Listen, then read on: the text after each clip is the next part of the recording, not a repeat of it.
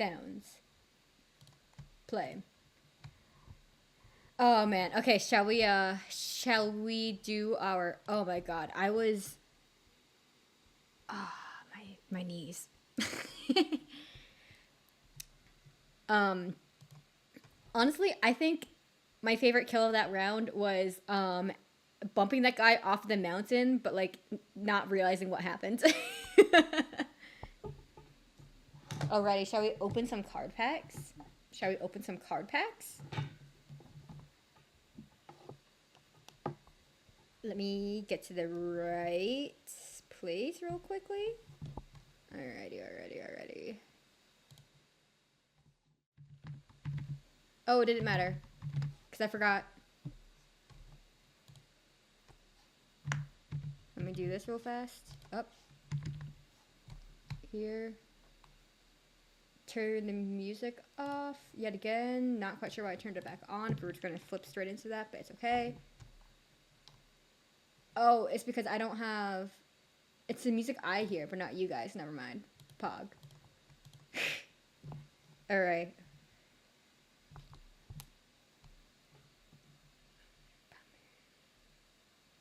Okay, I've been literally only getting trash recently. Like, I've been recording my pack openings just in case I get something awesome.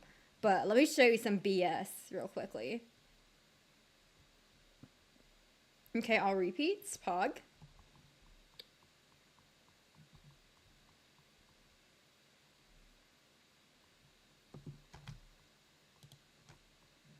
Let's see if we get anything good again.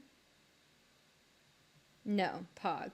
We get double Weasel. At least we get 2 new cards. Yippee.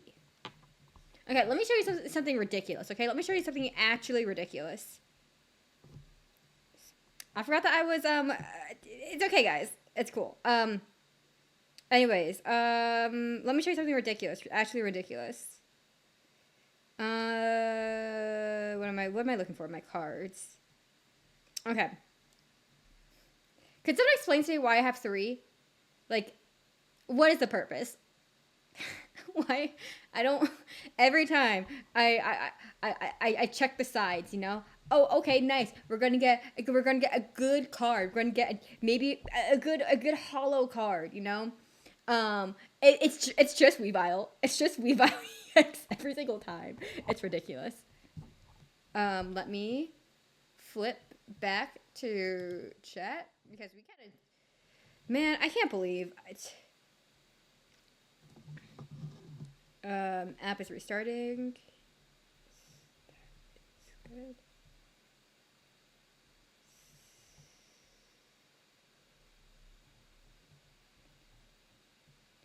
Okay.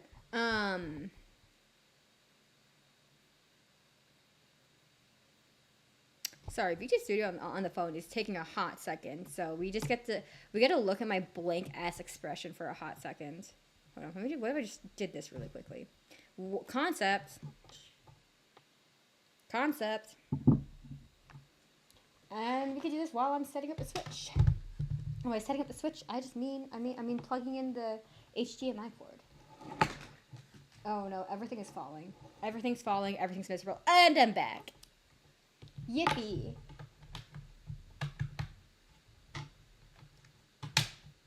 Okay. Okay, Pog. Okay, Pog. For real.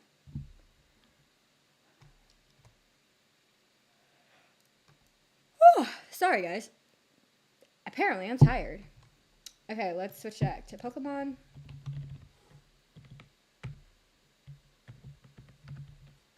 Oops.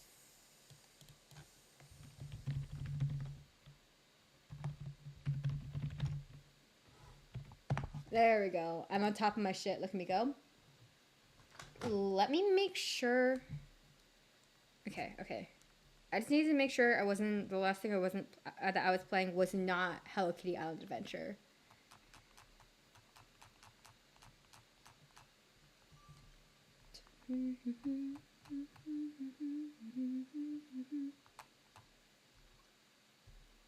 I forgot that I got Shining Pearl and not Brilliant Diamond. Because I feel like I usually go for diamonds because Dialga. But apparently, I did not this time.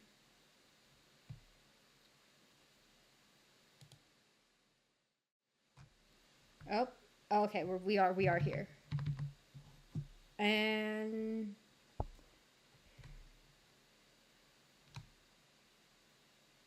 turn music off. And we might turn in-game music off depending on how. I mean, obviously, we're gonna be soft resetting over and over again because we are hunting the legendaries. I have not got any. I have not done Ramnus Park at all. So this will be a little bit interesting, I feel.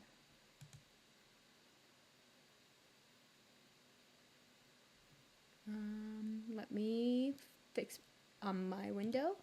A yippee. I can see shit.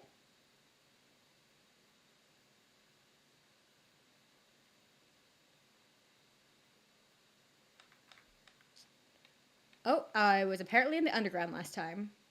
Let's. How do you get out of here? Oh, that's not it, huh? How do I get out? How do I get out of here?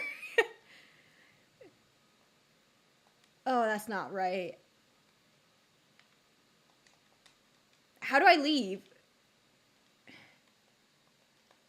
Go up. There we go. I cannot explain to you the button mash I just did. The frantic button mashing was so real. Oh, I'm floating. Pause.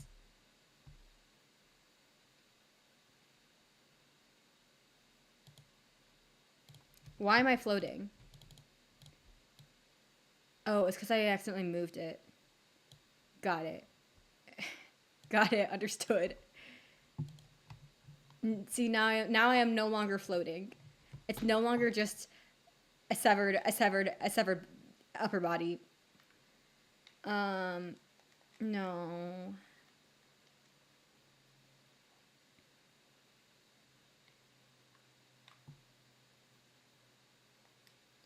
Is there a... I forgot how janky this game... Oh my god. I think the wild bit is that we're gonna lose money right now. I don't think we have the Mons. I think I was leveling up Mons.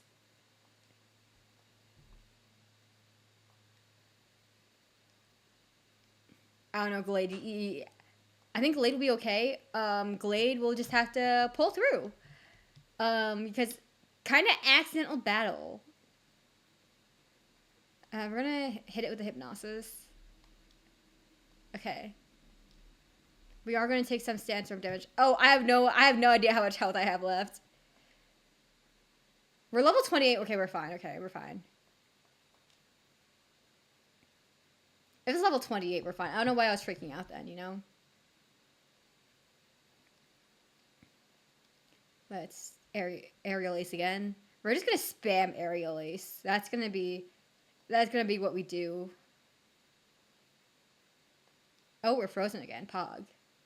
See, you see what I mean? We are in the process of leveling up our guys.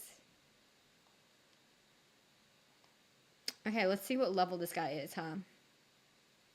Oh, it's another Hippopotas. I don't know why I was thinking of Hippowdon. I'm like, oh, what level is Hippowdon gonna be? It's not, you know? My bad.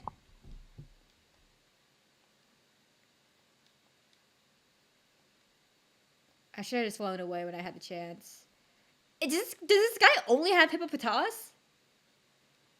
And I don't know what the gender variants look like, but like, is it the same? Has it been the same gendered Pokemon the entire time? Has it only been male Hippopotas, plural? Because Hippopotasis sounds incorrect. Okay.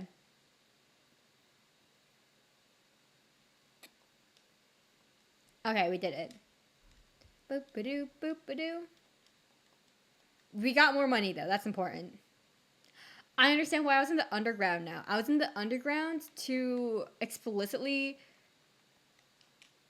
Oh my god. Okay, so I've talked to gain money, but I've talked about before how I mash buttons um in Hello Kitty Island Adventure. There's nothing quite like the button mash and playing the various Pokemon Switch games because hold on, you first, yes. Pew, pew, pew, pew, pew. And the wild thing is that, eventually I'm gonna have to do the, I'm gonna have to, uh, I think I'm gonna try to catch the Mons, but it's gonna be so, for home, but it's gonna be so freaking ass because to complete the decks here, I was importing from other games because I'm like, I'm not gonna, you know? Uh, is that gonna, I don't know, maybe I won't though. Why do I have these guys? I guess I won't question too hard. Wait, why do I have two different Breloom? What's happening?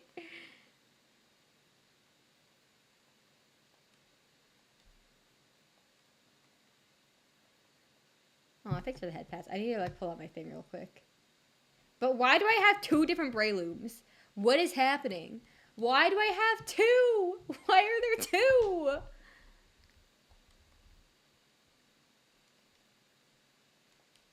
I, huh?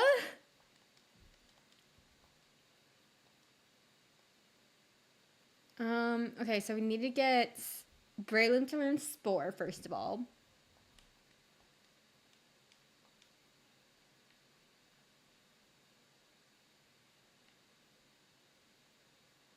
Yeah, okay. Hold on. Okay, here we go.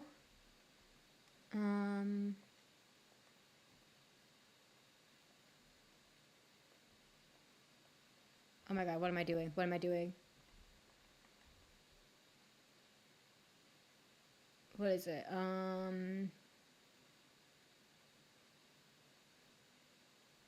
What am I looking for? God, false swipe. Give this to Breloom? Yeah, it's okay.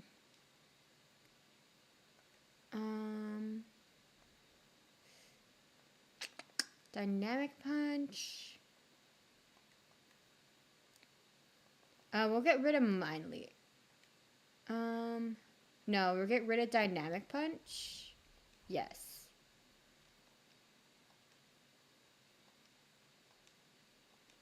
Yippee.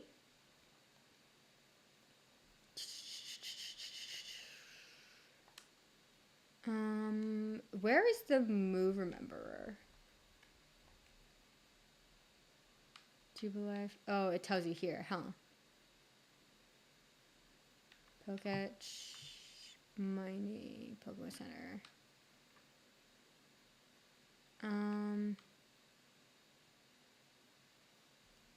Pokemon.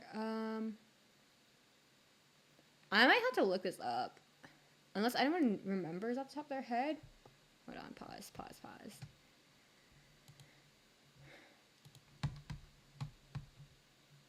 Boop. Here, move.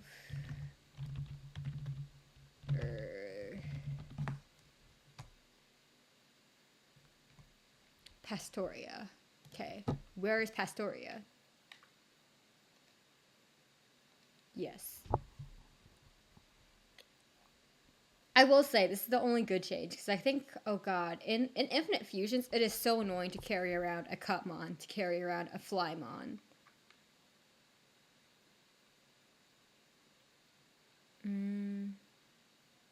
I have no idea where the move remember is more specifically though.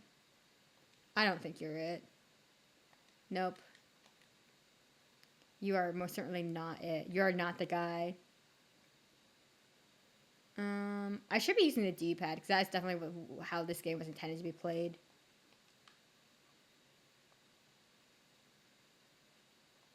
Oh, nope. It's just trial and error. I don't know, are you it? I don't think so.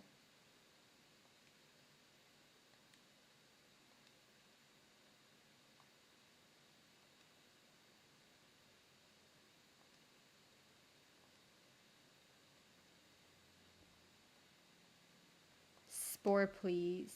Yes. We will forget seed bomb. No, we will forget mind reader so that we keep at least.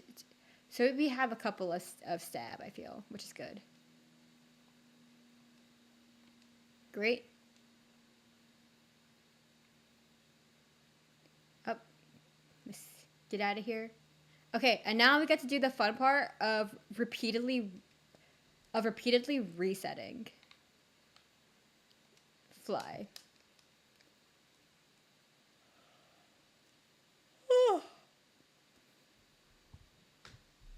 Oh man.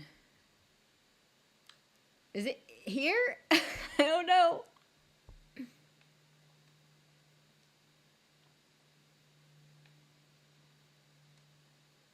I didn't realize I could buy. Hold on.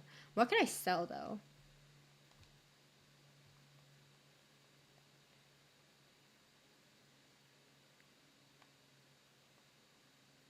Nothing. Pog.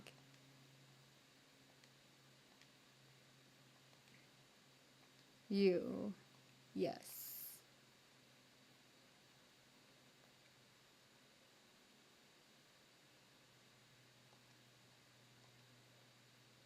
Okay.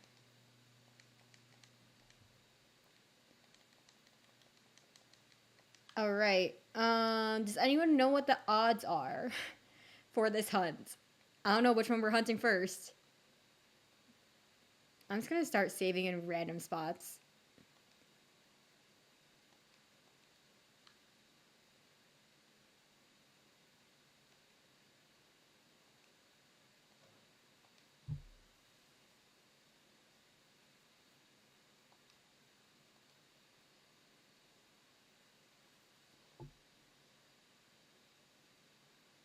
Okay, Reggie Rock. I gotta know what Reggie Rock. First of all, what the shiny looks like. I think it's like a little bit more saturated, but I don't remember. I don't recall. What does Reggie Rock look like? Reggie Rock, BDSP shiny.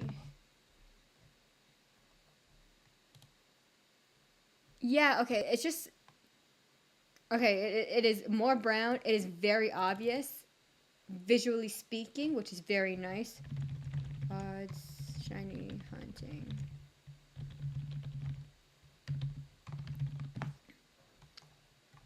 And I'm going to take a look at what the odds are. Okay, so the odds are. Hold on.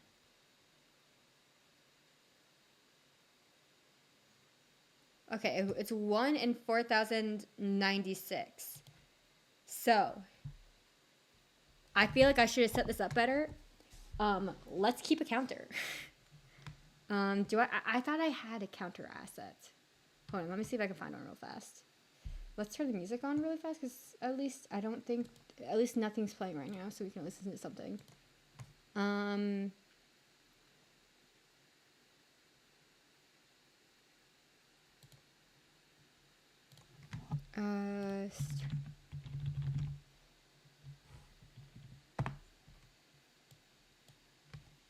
man, when I blink on my screen, it like starts to bug out.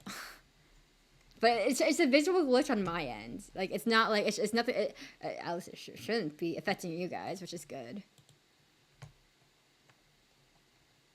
Hold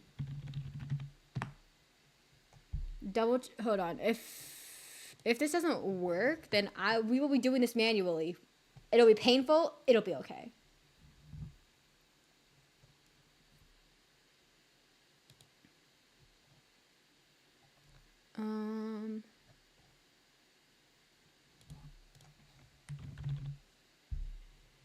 If I can't find this, I'll find it for next time though.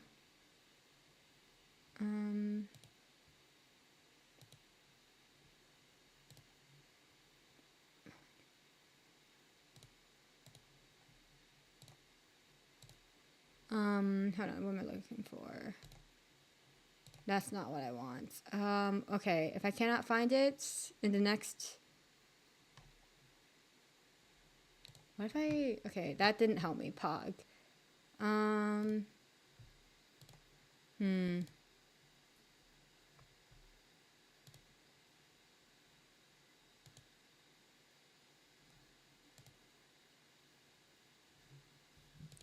Is it...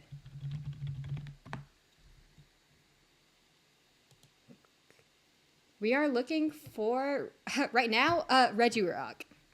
So it's gonna be a little bit of a painful hunt, but you know what? It'll be okay. It's because I was looking straight up at the wrong place, Pog. Let's count down.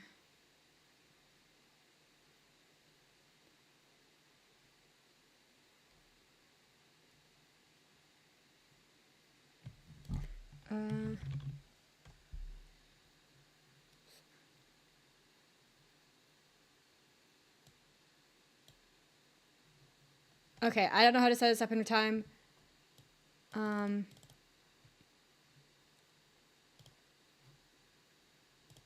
Is there a pre-made one that I can just find real fast? Because I'm thinking no. Pog, okay, we're gonna do this manually until next time when we will do it not manually. Or do it in a better way than this our little jank situation here, but it's okay.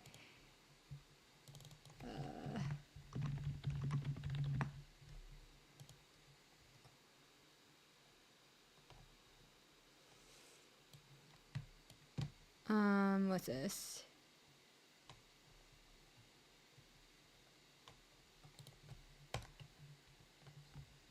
You guys get to watch me count, type in real time. Right now, we're at 0. It's gonna be a fun, repeated little. God, it's gonna be so ass. Oh, it's gonna be so ass.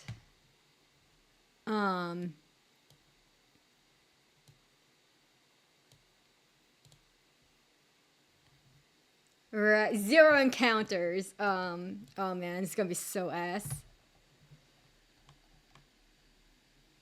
Okay. I'm ready. I have it all ready. Let's go. Watch us be like... Oh my god, I should have saved before. So it's a little bit less ass.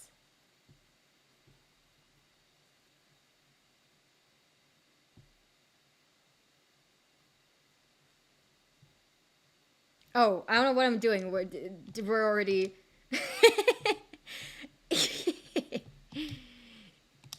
Encounters, 1.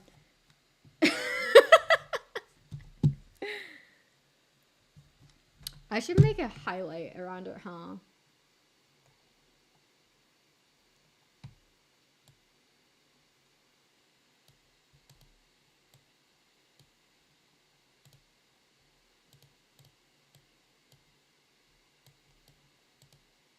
Okay. Now I can see it, you know?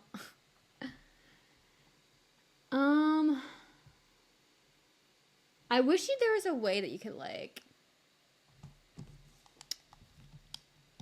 do this other thing that I was hoping for, but you cannot.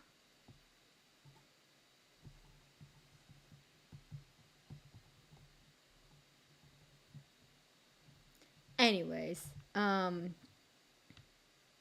yeah, I definitely should have done. Oh, I fucked up, guys. I fucked up. I fucked up just a little bit. I forgot to save, which means that I know it's the regice here, or it's in like 98% sure this is the regice. So we might. Yeah. Okay. Never mind. We're doing regice. Let me save. Let me save here. Encounters 0. My bad. Let me double look up. Oh gosh.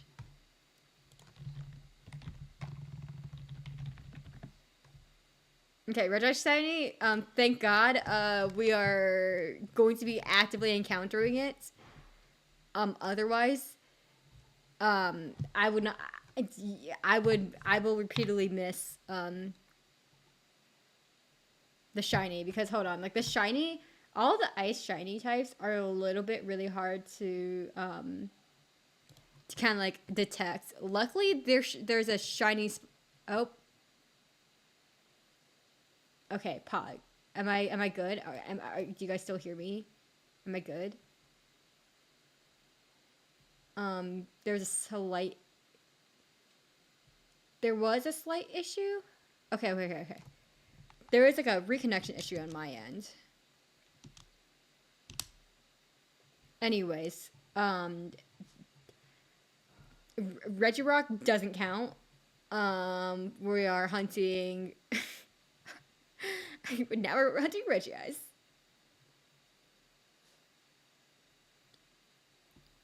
Because so the thing is that I'm stubborn, and I'm determined to hunt all of the legendaries. I want my shiny legendaries, okay? But in order to like be able to unlock more, you gotta catch, like you gotta like catch them. So it's this is gonna be a really long process, but you know what? It be like that.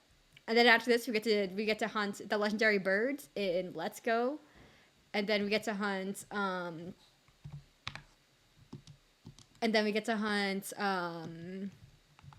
Mewtwo also in Let's Go. Like we are doing the hunts, you know.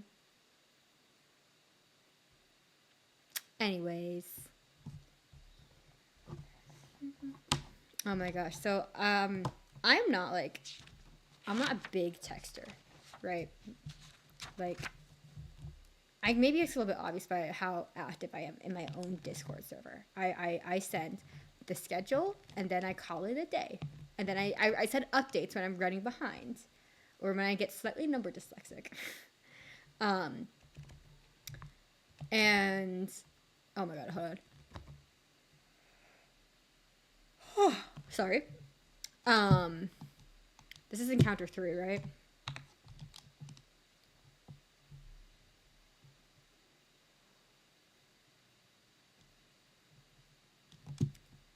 Pog.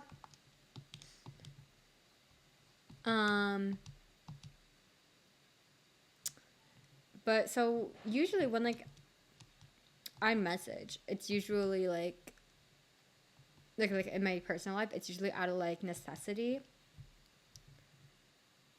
I know, right? Why couldn't it be the first one? I asked every shiny hunter ever.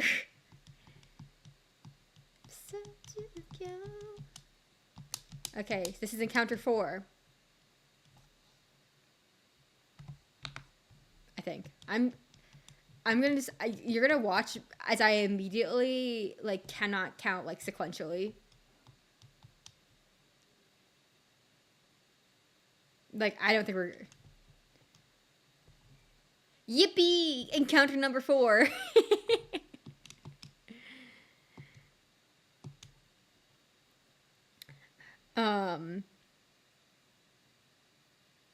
Yeah, so I had a friend message me last night, and she was like, hey girly, what's up? And I'm like, whenever someone messages me that like out of the blue, I'm always like, oh no, like what do you need? What's happening?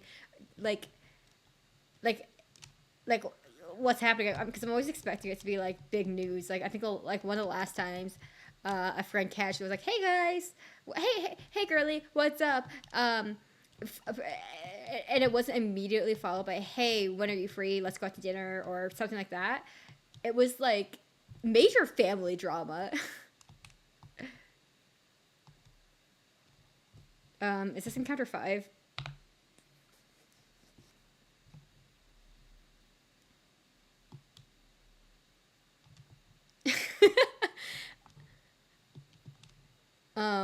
Already can't keep track of what encounter. It's a problem.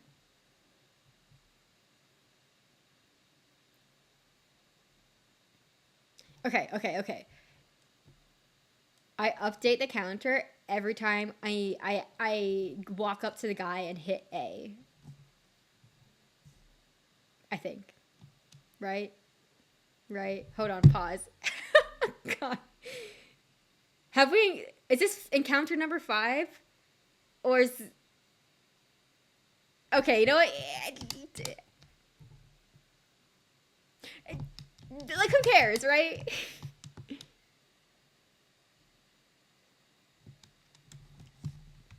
Oh, man. Counting is so hard, guys. Counting is so hard. Hold on, we're gonna save here. So that we don't have to walk up to him every time, and we can just spam the A button. Sure, encounter number 6.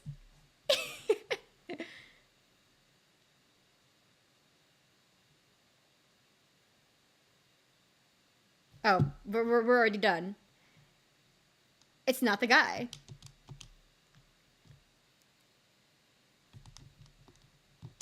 Just spam the A button. Okay, now we have a system. Now we have a system of encounters. I usually don't. The thing is that I usually don't keep track of encounters.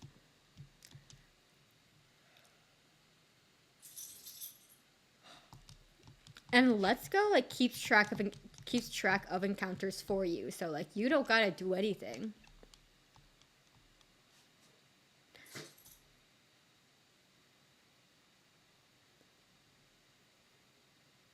Oh yeah, just as a quick conclusion to what I was saying before, counting was hard. My friend who messaged me, she just wanted to catch up. There wasn't anything. See, now we get to spam A, which is awesome. Oh man. Oh, my uni roommate got Mario Party the other day, a few months ago, and now game night we play a little bit of Splatoon or Fortnite, and then whenever we get tired of or tilted, we switch to Mario Party, a quick game of Mario Party. In which case, we take out all of our aggression on like on the bots. Like I think, God, the 2 random bots we had last time were Bowser Jr. and Monty Mole, I believe. And did I update the counter? I think I did. I think I was just pressing A mindlessly.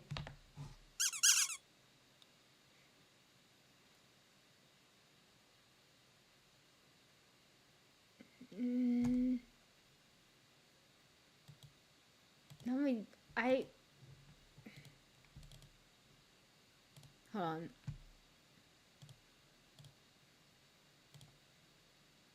Okay, I knew it. I knew it.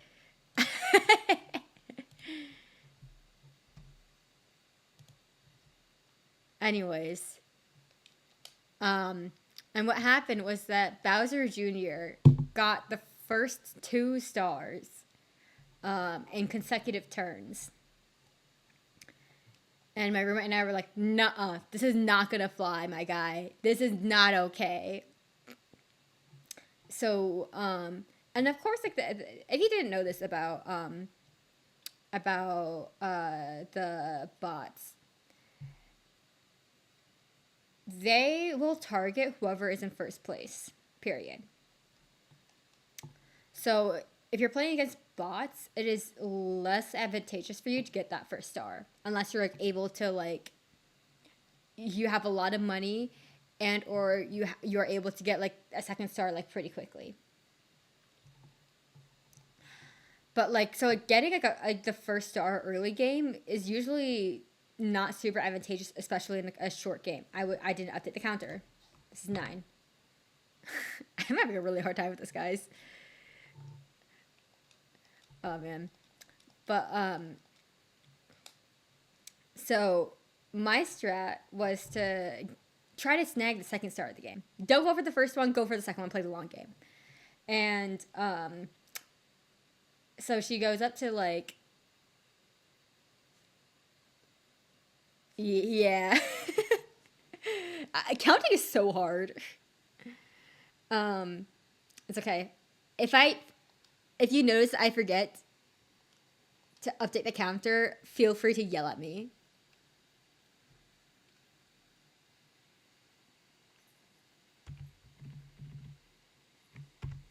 Hold on. No, just we have. It's not the same thing as padding, but it looks better that way. Boom. I was conscious of it this time.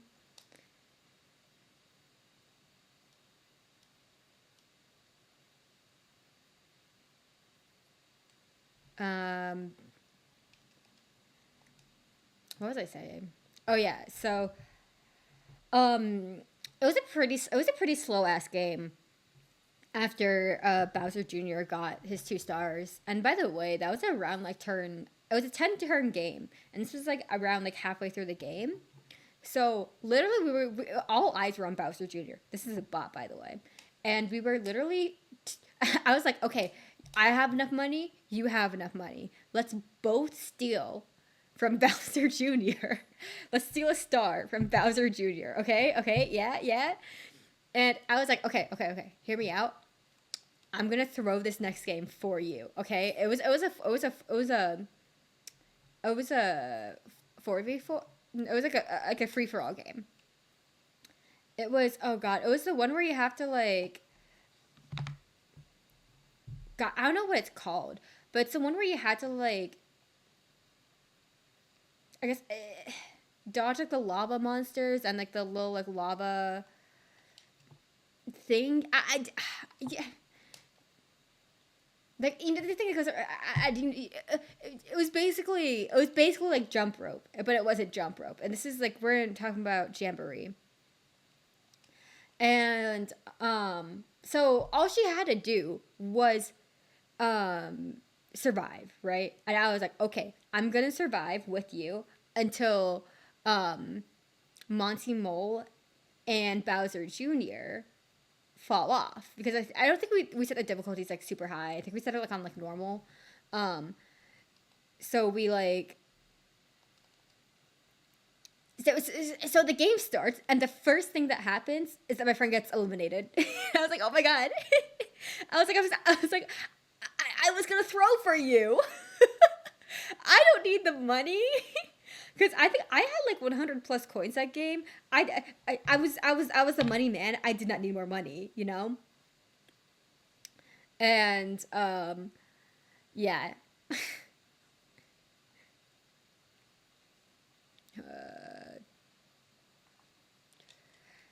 So yeah, she didn't get to steal from Bowser Jr. However, Monty Mole, who is programmed to steal from first place if they have enough money, or programmed to steal from first place whenever they hit the boom, and they stole from Bowser Jr. and then I stole from Bowser Jr. And by the end of the game, Bowser Jr. Had like 2 coins to his name, and it was a beautiful game of revenge. It was a beautiful game of revenge. 2 coins to his name, beautiful. And I think Monty Mole. I think my friend ended up stealing a star from Monty Mole, out of spite, basically. No. What happened is Monty Mole stole from Bowser Jr. Oh god. I don't know. I either stole from Monty Mole or Bowser Jr. and I don't remember. No, what happened was that Bowser Jr. got the first star, and then Monty Mole stole that star from Bowser Jr. and then was able to purchase the star. Oh, that makes 13. And then I stole from Monty Mole because Bowser Jr. had 0 stars, and I was like, well, Monty Mole's number is public enemy number 1. And then I was able to purchase like 2 stars in 1 turn. It was perfect.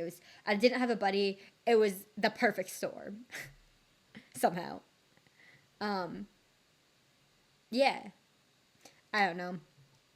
Whenever my sister and I play party, we yawn first.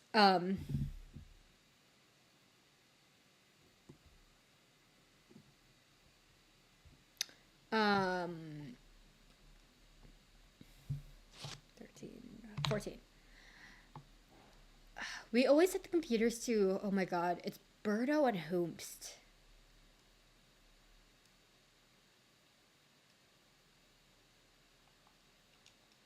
I think it's Birdo and I want to say Monty. It's Birdo and Goomba. That's who we set it to. We set it to Birdo and Goomba.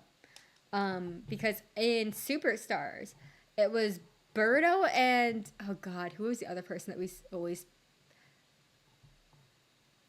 played against? God, I don't remember because like we hate Birdo. We hate Birdo. And I think it's because Birdo was we played against Birdo a lot, like the computer in Superstars, and now we just have a burning hatred for Birdo. It'd be like that. The friendship ruiner, maybe.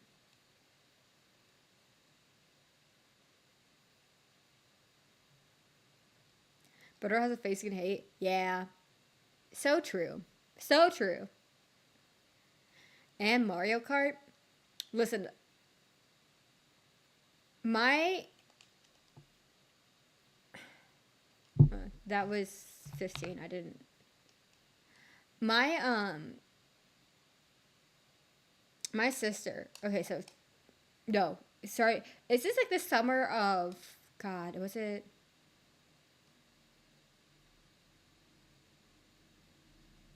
Hold on, hold on. Where did we go? Okay, this is the summer of 2022, and I was so my sister came to visit me, and we took a road trip. Um, but the day before we went on said road trip, uh, we decided to play all of the Mario Kart courses like in the day. So it wasn't necessarily it wasn't like one sitting, but it was a few sittings. But we literally just played Mario Kart. um, and my sister, she hates hates vill- uh, villager girl because of that time because of that the time that we played Mario Kart all day. She hates Villager Girl. Like she whenever Villager Girl is in like the random pool of 12, she goes out of her way to beef with Villager Girl. It's so good every single time. Or she would just be like we'll be, like in the middle of the race and she's like, I hate Villager Girl. she hates she hates she hates her.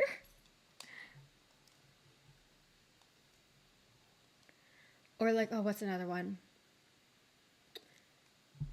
We kind of joke that like the game hates her specifically because whenever we play, the game kind of it's almost like the game goes out of its way to specifically bully my sister. Like I get Mario Karted, but she will get Mario Karted 3 times as hard as I do. And she's like a decent player too. Like she's like not like the best, but she's like decent, you know, like you know what I mean? Like she's not like a bad player. It's not that she doesn't have like the skill to play properly. She just like has like the worst luck apparently. But only when it comes to Mario Kart 8 Deluxe. When it comes to any other Mario Kart, we are on equal footing because the game doesn't have it out for her. So, the way that my sister would put it is that she would be lucky to get second place. Because or she'll be lucky to finish the race in second place because she will do okay and then get Mario Karted to infinity. And my sister has a short temper. Okay, she has a very short temper. So, but however, she's kind of like resigned to like always. She's kind of resigned to just being severely Mario Karted in a way that I am apparently not. um it's so funny. It's so funny. Um And that definitely contributes to her hatred of Villager Girl. But there was one time that she was, oh god, I think we were playing on the DLC track. Because when the DLC was coming out, we come off a break and we would just like play Mario Kart. And oh my god, it's like the DK one with like the little like piranha plant guys that can walk though, and they like can either they either got like mushrooms or I think it's bananas or something. So they can either cause add track hazards or I guess like speed boosts.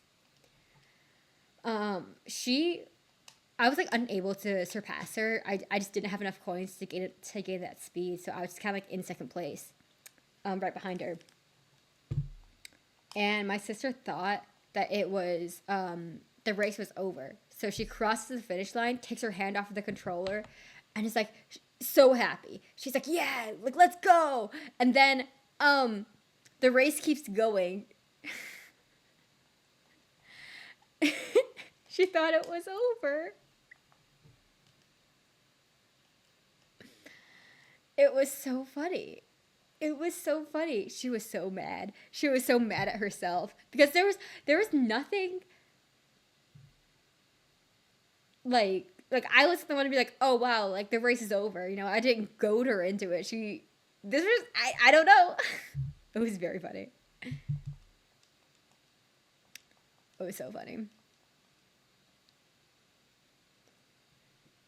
But yeah, I'm like always surprised that she's like whenever she comes home from break, she goes, "Hey, let's go play Mario Kart," because like I definitely think that she have inkling at 3% volume. I can still hear everything. I mean, as expected, I expect I expect nothing less. Let me take a look because I have been lurking. Wait, what is happening? What do you mean she's watching a video? Fastest way to get fired. What do you mean? Oh man. I updated the counter, right?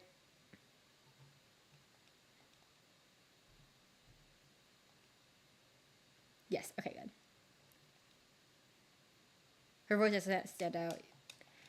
Yeah, but I love Pink. I love watching her streams. She's chaotic in the best of ways. Oh my god. I think this is. I understand the complaints of like, oh my god, soft resetting on Switch games, rough. I know in the Let's Go, it's like real rough because you have to watch the cutscenes over and over. That's 21. We are so early in our journey, huh?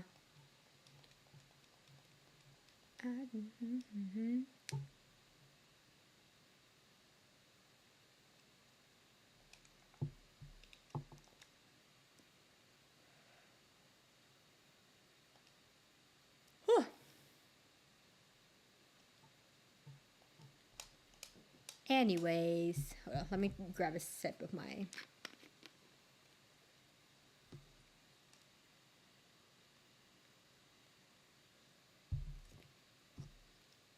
I don't know why the model reacted like that. All right, attempt 22. Let's go.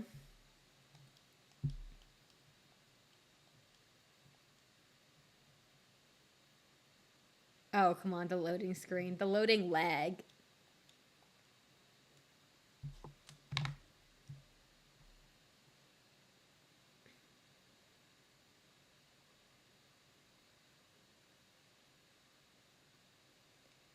Yip yip.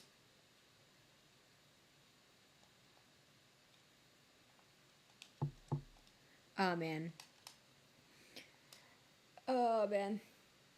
I had a thought, and then that thought like left my brain kind of immediately.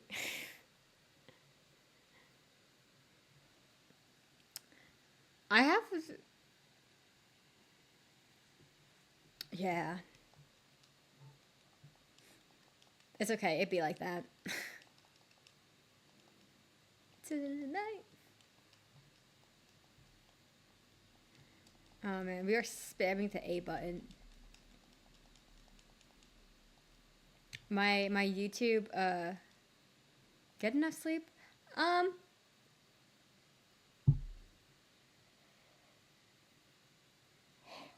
um theoretically, yeah.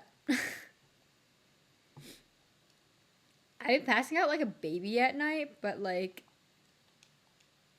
I don't know. I guess it never feels like I'm getting enough sleep. But I know I am. Like I'm going to bed at a reasonable time. I just have to wake up kind of early because I work East Coast time hours and I live on the West Coast. But like, it could be worse. Oh my god. I remember a thought. I don't know why all my thoughts go back to food. Like, what night was it that I like went on a rant about popcorn chicken? I think we were waiting for my phone to charge up, and I just like went on like this rant about popcorn chicken. um,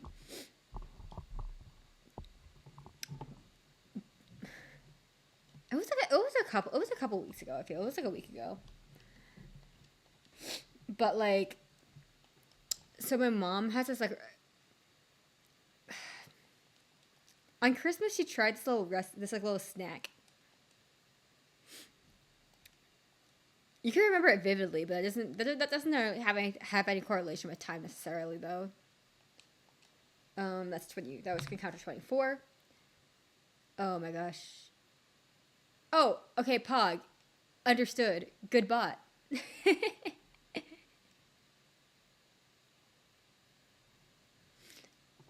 I just I saw it fly up like on screen and then disappear like immediately. Anyways, um, oh man, my allergies are acting up. I feel like I've been like stuffed up for like the past like couple months and like it feels like I have a cold but forever kind of a way. And like the relief I have of being able to breathe easy after a shower is so nice.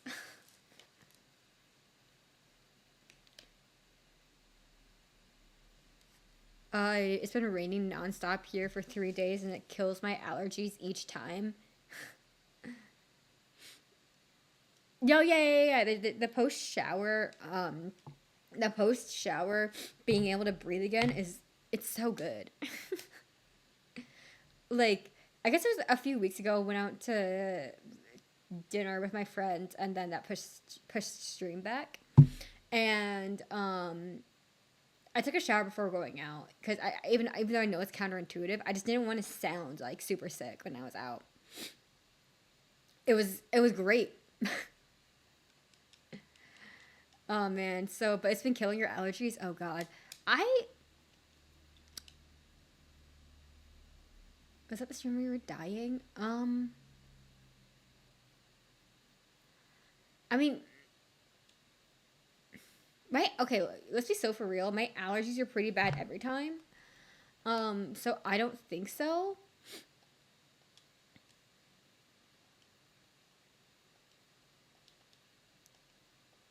I don't know. I don't think so.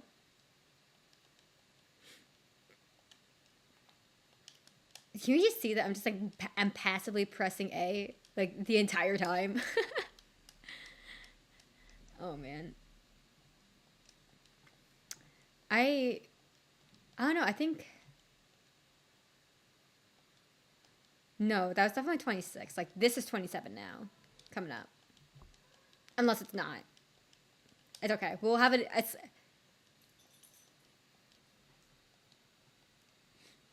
because I've been doing it either on the Switch home screen or when a screen goes to white, such as now.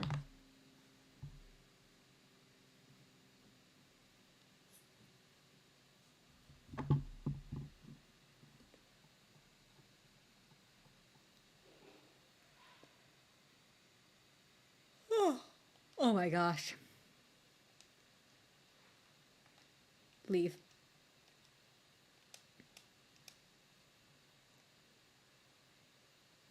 Is that a cherry brown keyboard? No. So the thing is that I did not have enough money to purchase enough switches for the entire board. So it's technically 2 switches in one board. They're both tactile. But I have the penguin silence for the majority of the keyboard, but then for like the number row, and I think like a couple other buttons, they are, oh god, I don't know what they are. Let me double check.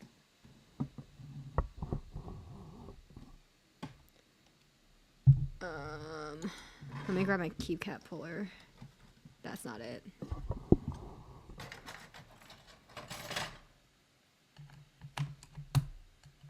Nope.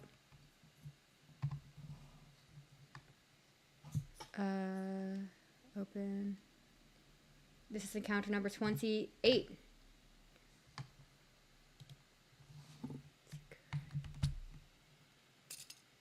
They're the Apple Purple switches. Apple Purple tactile switches. I don't know what they're called, but that's what they've been labeled as in my head. Okay. There we go. Wait. That was what I pulled. Yippee. Get out of here. Imagine swapping brown to blue or red. Like, yeah, so the ones I have they're tactile. No, they're just like the Acco ones. They're just the Acco ones because relatively quick delivery, as in like you don't have to wait an infinity for switches to be restocked, and they're on the cheaper end. Like they're more affordable, which is nice. And I think like the penguins are also Acco.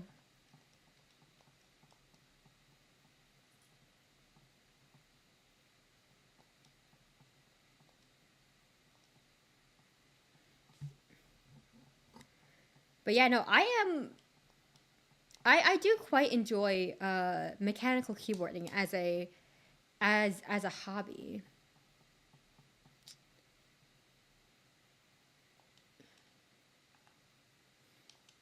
That was 29.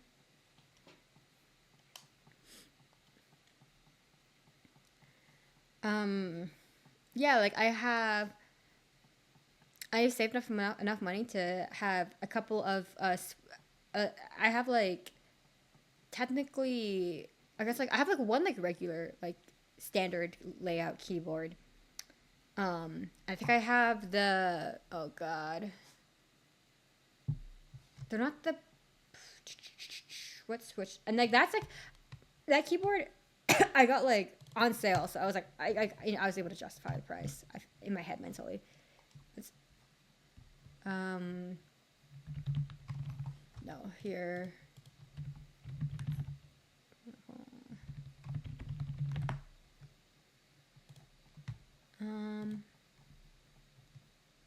Hold on. I'm trying to find the name of these guys, the ones that I have right now in the keyboard that I was using before I switched to the silent one, because it's at least quieter for y'all.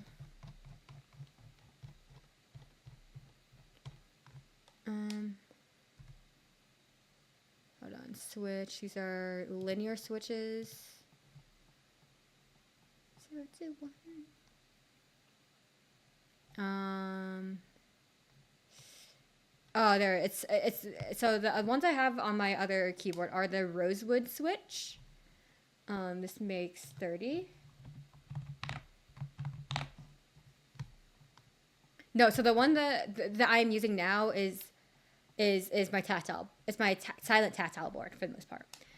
The one that has but it is a split keyboard, so it's a little bit like a little bit more like it's nicer for my wrists.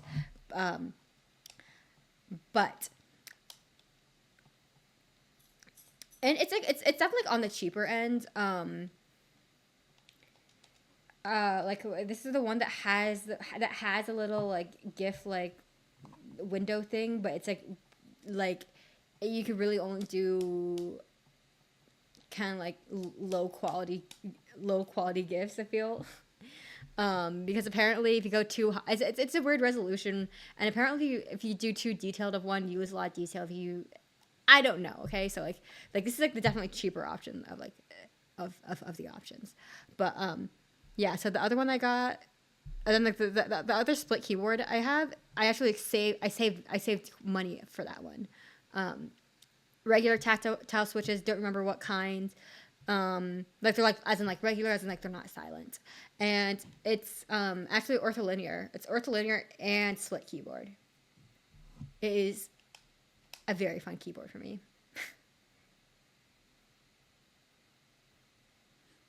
And we can talk keycaps too. Hold on, let me update.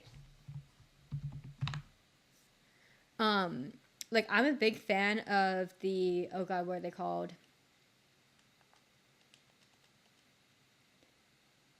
Black tactile switches. I have to look those up. Cause oh wait, I think I do know which ones you're talking about. I think I've seen those around, and I was like, oh, I can't. You know. In terms of keycaps, I think I tend to like to buy from God, was it? Because they have such clean designs. Hold on, let me find it.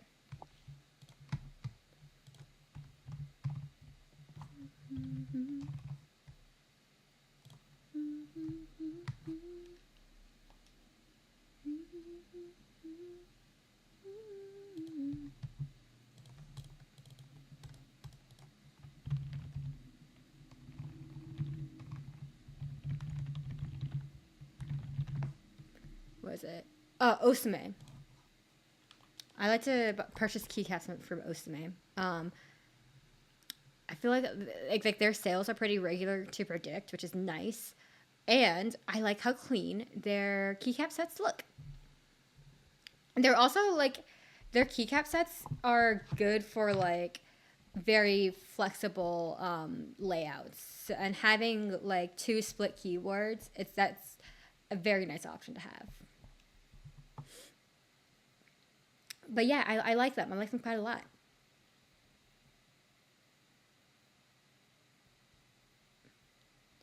I think we're at 32. I mean, I can switch to the other one.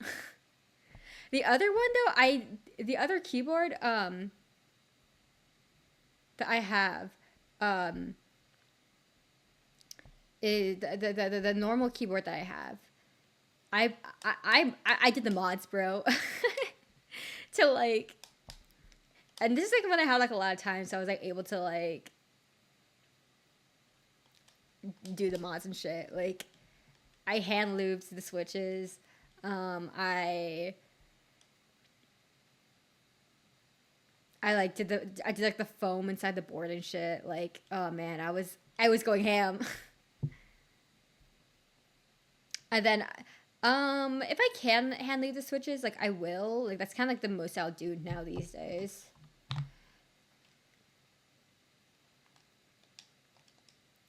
But yeah, I don't know. I like it. I don't. I mean, I could just switch to it right now. I have it right here.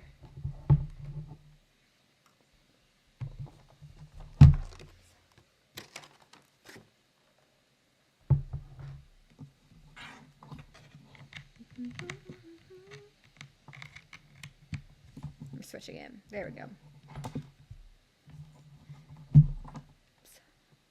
Alrighty.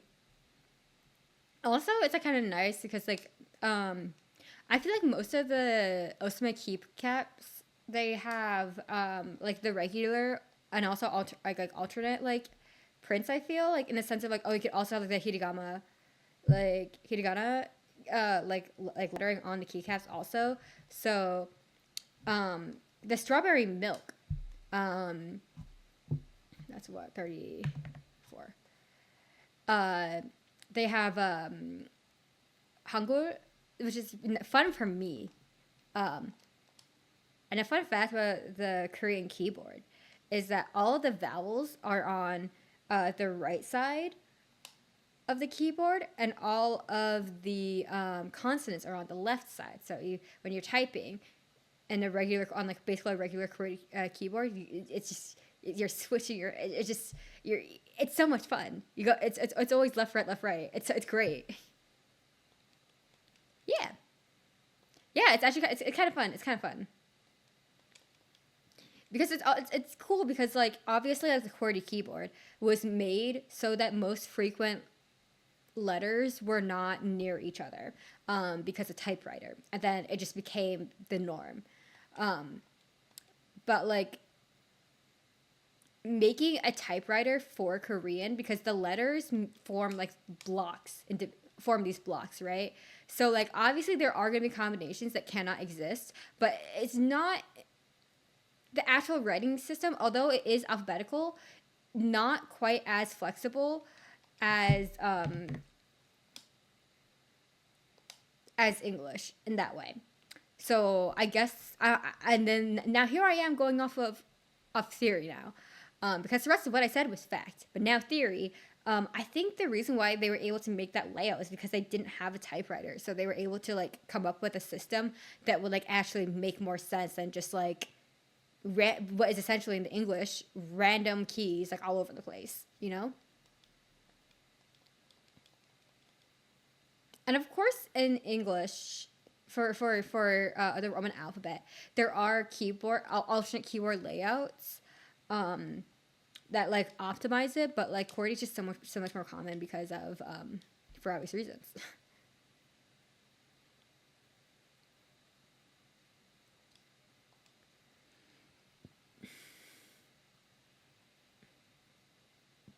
There we go.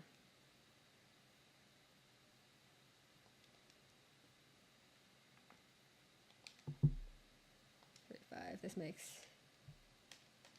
36. Dvorak didn't like it. Yeah, I haven't tried with alternate key without alternate. But a fun fact about Korean alphabet. So like theoretically, you can make all of the vowels with a line and a dot. Like that's kind of like the original, supposedly the original like theory for like some of the like how that when the alphabet was like made. So the nine, what's it like the nine keypad, Korean keyboard. It's also I want to say frequently used just because it's a little bit more inconvenient, but it's a lot easier to use than the English, which is really cool in my opinion.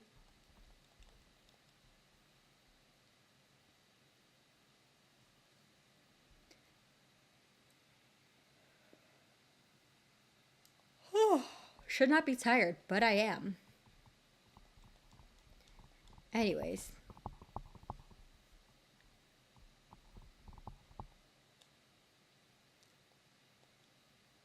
I guess theoretically I could have made this a lot easier on myself and just like not have a counter. And in hindsight, maybe I should have done that because this is rough.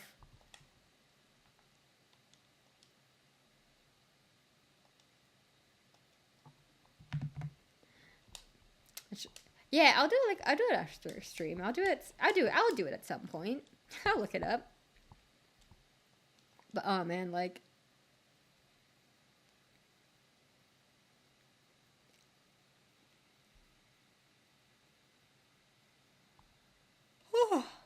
it adds an extra layer of agony. What? Oh man. But yeah, my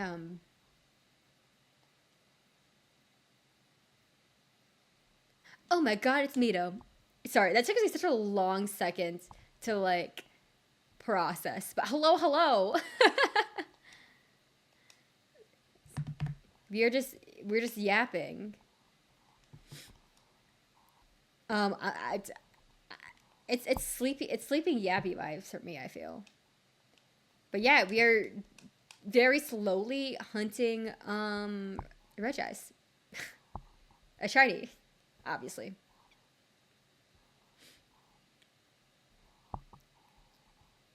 How is the game? You're looking into the original back. Oh, you're so into the original back on the DS. This game is, I won't lie, it's ass. However, comma, one, that didn't stop me from purchasing it, obviously. Two, like, oh my god, they fucked up so many features.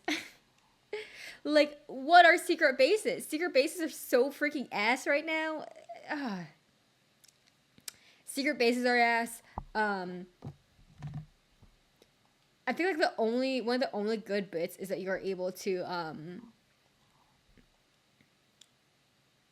can you say still make poffins? I think so, but I think a lot of the charm of making poffins is gone because you don't have the bottom screen.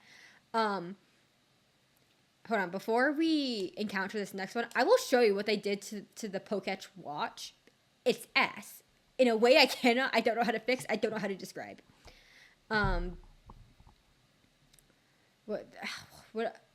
One is that you get caught on corners quite a lot because obviously the original was made on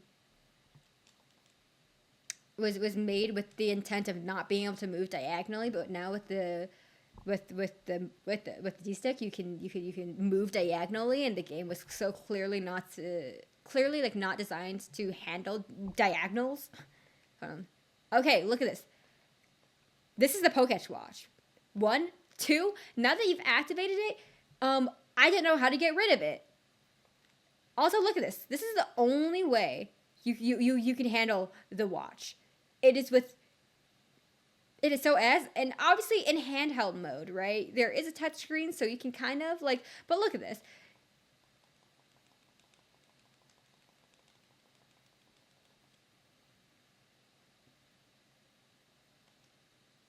Like, why? Like, I think the only nice addition is that HMs and TMs, like, you don't have to wait, what? Why do I have huh?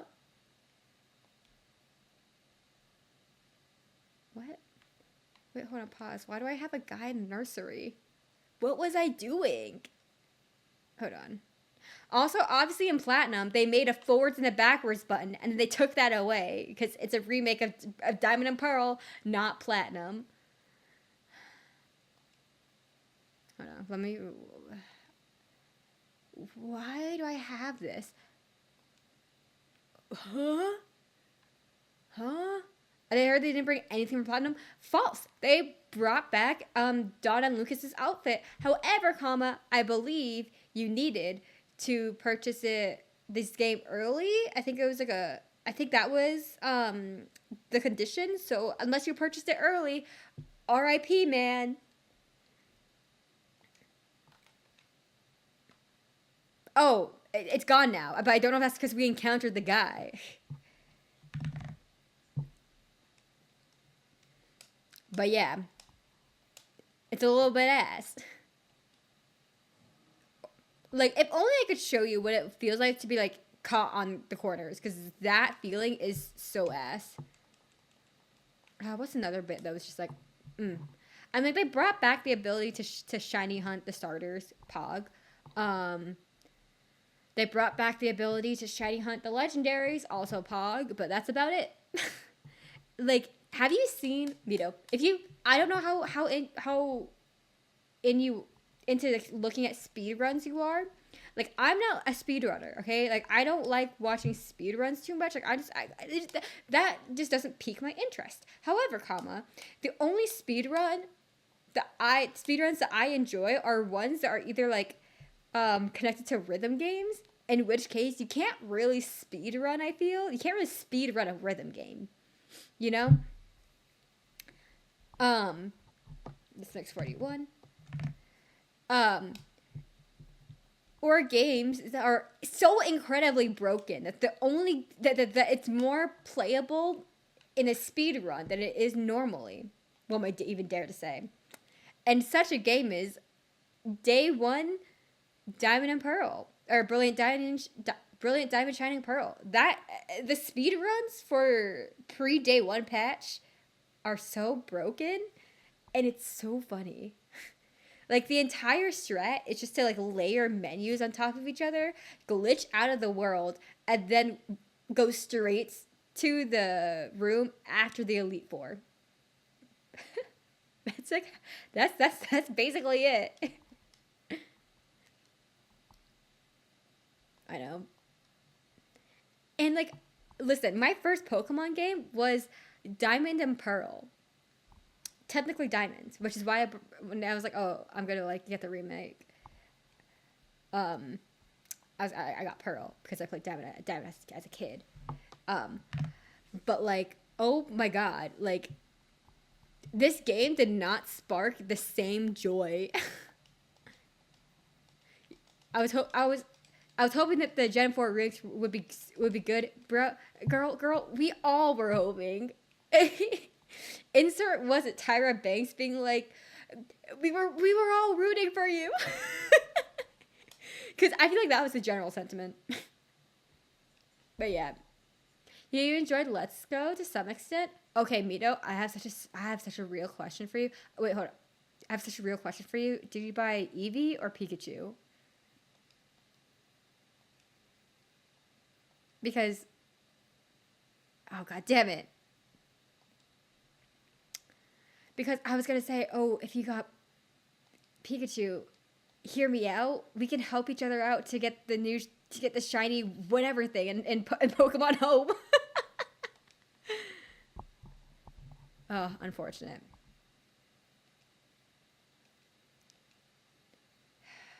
Oh yeah. Also update the counter. R.I.P. I guess I will yet again have to resort to begging random strangers on the internet. Actually, no, you're right. Eevee superior. But yeah. Oh man. Okay, I'm gonna let you in on a little thing that I have been planning in the background this entire past week. But we're gonna have our first collab with more than one person at some point soonish. And oh my god, reaching out to other people is so freaking terrifying.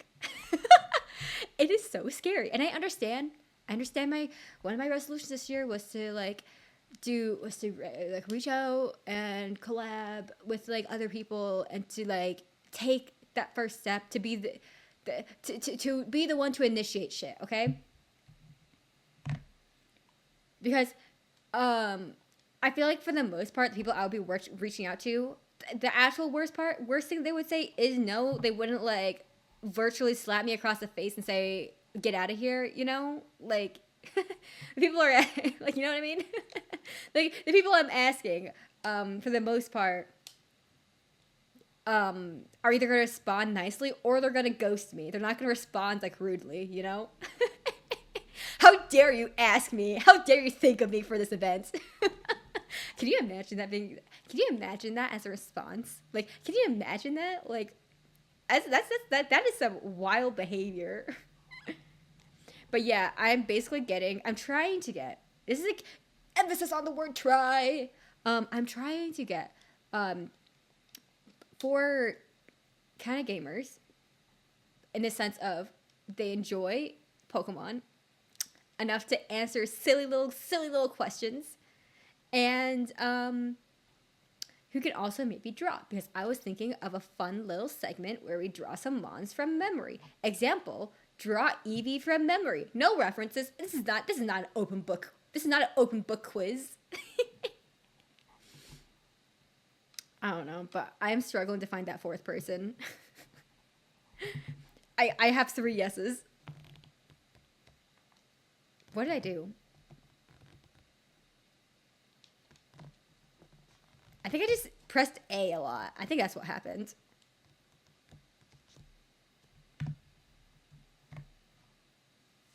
Yeah.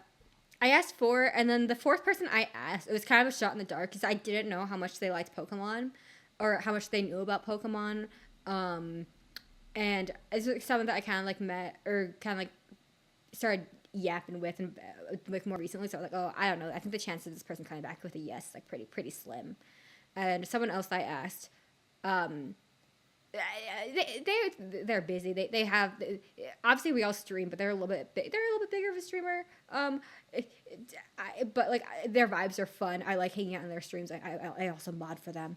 But like I was just like, oh, like I'm gonna ask. You know what? I'm gonna ask because I feel comfortable enough to ask. Again, the worst that someone can say is no. They're not gonna say, "Oh my God, you asshole! How dare you ask me?" Oh man, of course this works with like 3 people, but like oh man, I do want to try to get an even 4. But yeah, I think one people I asked that they either are not checking their blue sky, which is totally fair. I also don't really check my blue sky. But like the worst I can say is no, drops nuclear bomb. Oh man. And the thing is, oh my god, like as an introverted person who like I feel like as an introverted person who does not like putting themselves out there that much, oh my god, asking people is so hard. I'm so afraid to ask people stuff. But yeah, I have a couple of people that I need to ask instead to try to fill that 4th slot. Oh man. But yeah, I've been having a lot of fun coming up with I wouldn't call them necessarily bombastic questions, but there are a couple of bombastic questions. I've been having fun. In fact, like I've had to like cut down on like the questions that I have because otherwise this is gonna go on for forever.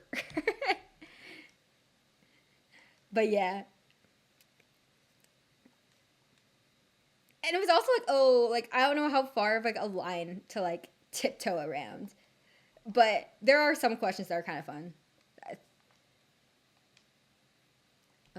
Was that 46 or 47?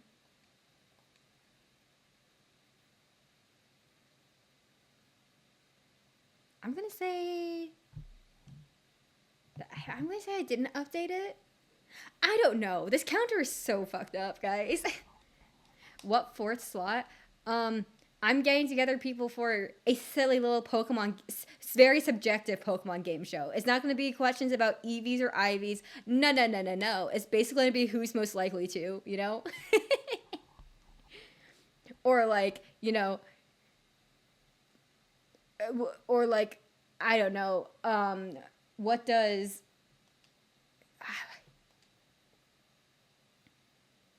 Yeah. I just thought it'd be fun because Pokemon Day is coming up at the end of the month, and I'm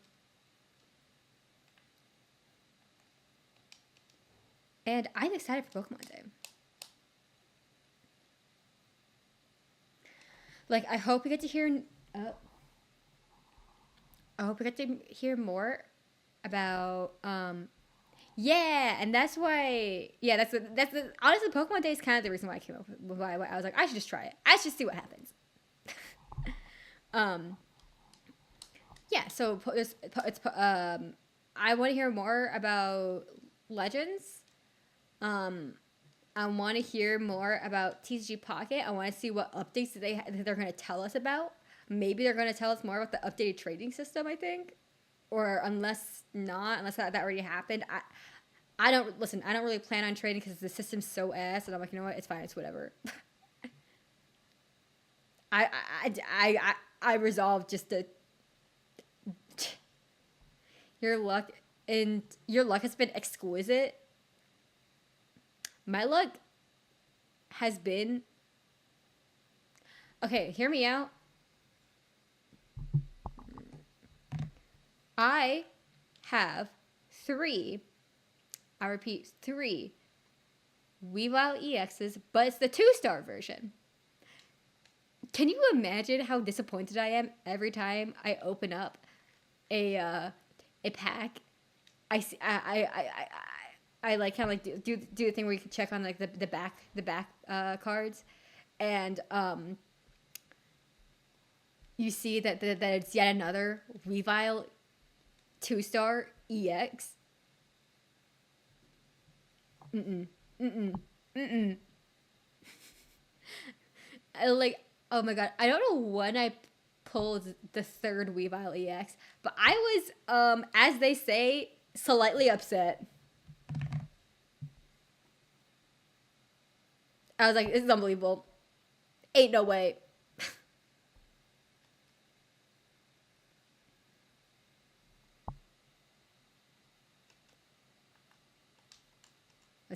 Let's leave.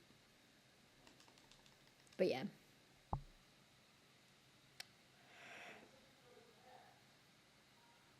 Sorry guys. Sorry I keep yawning. You got Dialga and you got Dialga full art. Yippee, let's go. How do you feel about it? How do you feel about the card? Where does Dialga full art rank in relation to the other cards? To the other full art cards? That's my question.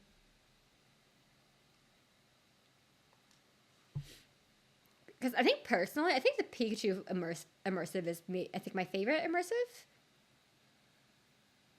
Charizard and Mew. Fair enough. Fair enough. Like one of my friends, he really likes like they're either like he likes the vibe of the ones that he likes are it's either like the Mewtwo full art or it's Charizard EX full art. I don't know why I said EX, but Charizard full art. Um, he doesn't really like the more quiet ones, and I'm kind of like the opposite. Like I think that the Charizard one's cool, right? But it is nowhere near my favorite. I quite like the I like the Celebi full art. I like the Pikachu full art. I'm sorry. I haven't seen Palkia's either. I'm ready. I've like literally been recording my polls just in case, you know. I have all of them except for Palkia and Mewtwo. Oh, by ads. The Queen card. That would be what 52. So again, and yell at me if I one forget to update it by the time that we get to this. By the time that we get to specifically close the game, um, or if I update it once we close the game, and then I like, just, listen. Counting is hard, um, especially like when you're yapping and then you kind of like forget shit and have your brain turned off. But yell at me if I forget. Okay, I'm doing my best. Oh man. Okay, here's a question for wh- okay, which starter type has the best mons, and also which starter type has the worst mons? So like I'm talking about like is it do water types have the most solidly designed mons? Are the grass types the worst ones? Like overall, you know? I can't remember where I landed on this one.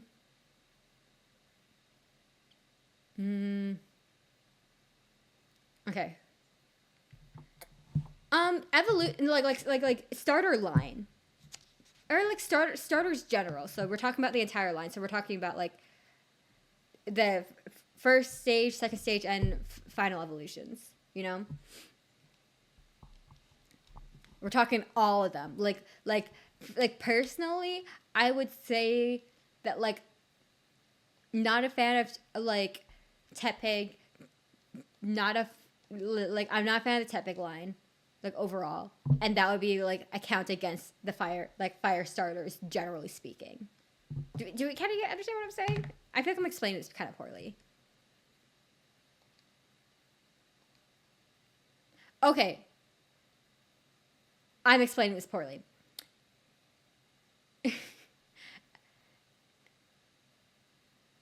I'm not saying like which one's like best, like not which, not like in terms, not like oh like what's the best starters, but like of like all the fire type mons, of the fire type starters, water type starters, and grass type starters, which like starter type has like the most solid lineup of mons with of the starters. Does that kind of make sense? Does that make more sense?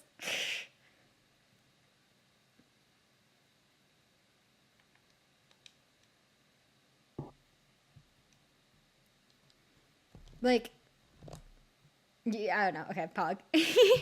Like, I think so. Like, I think generally, kind of like for me, like I think what I'm.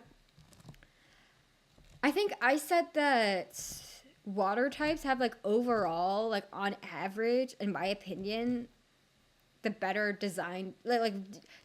Mons whose designs like fit my vibe or like that I enjoy more. I think fire type starters have high highs but low lows. Example, the Tepig line. I really don't like that line. However, they also have shit like, okay, listen, I also don't like the Chimchar line either. But they also have like high highs like Litten. They have high highs. Um, oh, Kingdom Hearts. But they also have high highs like 54, 55. Oh god, what is it? Like the Fuecoco line, you know, high highs, low lows, and I think grass types have the most kind of like middle, you know. I have to rethink.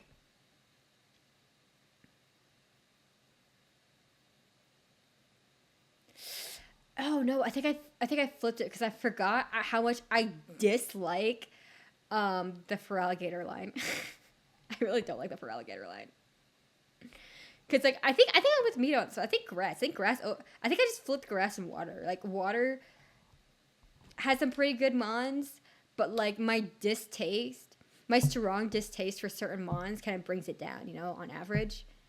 But like I'm the most neutral on on the grass types, as in I like them or I'm neutral about them. I don't think there's any like grass starter that I like hate in the same way that I hate certain water types or fire types. And I just hate more fire type mons than I do water types, hence the order. But yeah. I spent like a night debating a friend about this. We were just talking about like I don't know why. Cuz I think he stopped following Pokemon like I want to say around Diamond Pearl.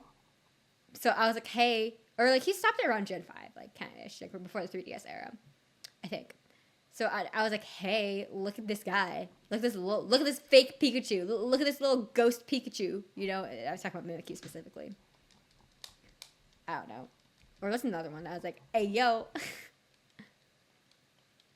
But yeah. Like, oh god, I don't know like what is my favorite starter overall. And I know that we did like favorite mons like a few weeks ago, but like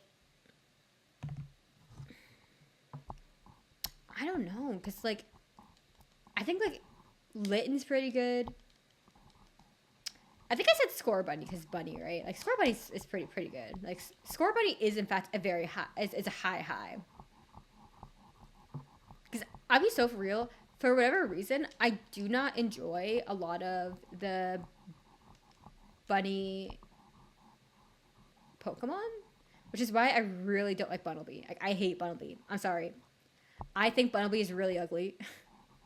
When you're a kid in New York, some shady guy sold me a holographic Megadium card out of his truck. Why does that sound like a euphemism? So I think the fact that the conclusion of that story is that therefore Megadium is your favorite is perfect. But that definitely sounds like a euphemistic story, but like Pokemon, you know? I think it's funny in that way. But yeah, that's kind of wild. Um, I'm glad you only got a Pokemon card out of it, and I guess like no other scarring experience. It was Japanese too. Okay, nice. No, I can see that. Okay, yeah.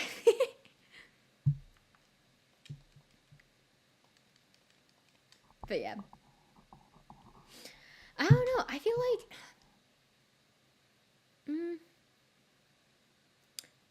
oh my god, okay, when I was in middle school. Okay, going back to the story, to like the people that we did not like in middle school stories, right? Going back to that vibe. Um, this is the reverse. Oh, I didn't like her because she didn't like me. Or like, and then she was like she was overtly mean to me because she didn't like me, so that I ended up not liking her. But it wasn't like she was behaving in a way that I found irritating and therefore didn't like her. Like she infringed upon me first. Okay. But like I remember she was like, okay, she like listen, it was insecurities. It's middle school. Middle school's hard. I get it, but I remember like in black and white. So the second gym battle, I believe, it's we're talking in the first game.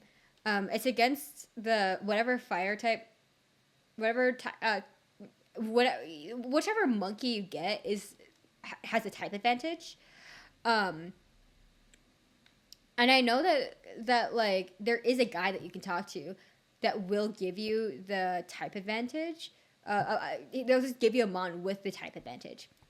Um, I, however, didn't know that at the time, so I went out into into one of the like nearby routes and grinded. Okay, I grinded. I leveled up my mon, just to be able enough to tank the hits and hit hard enough to like knock them out. Okay.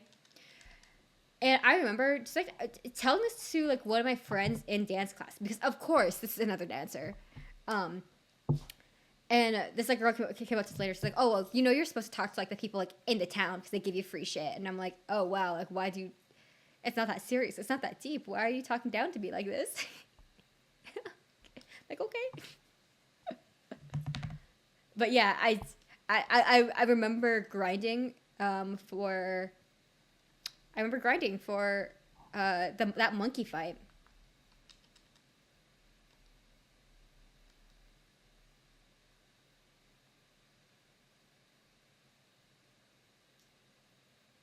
What you looking at, Papa? The dog is just sitting across from me and staring at me. Okay. Never mind, she turned her back. What about middle school made people into vicious little creatures? So true. I mean, like, God.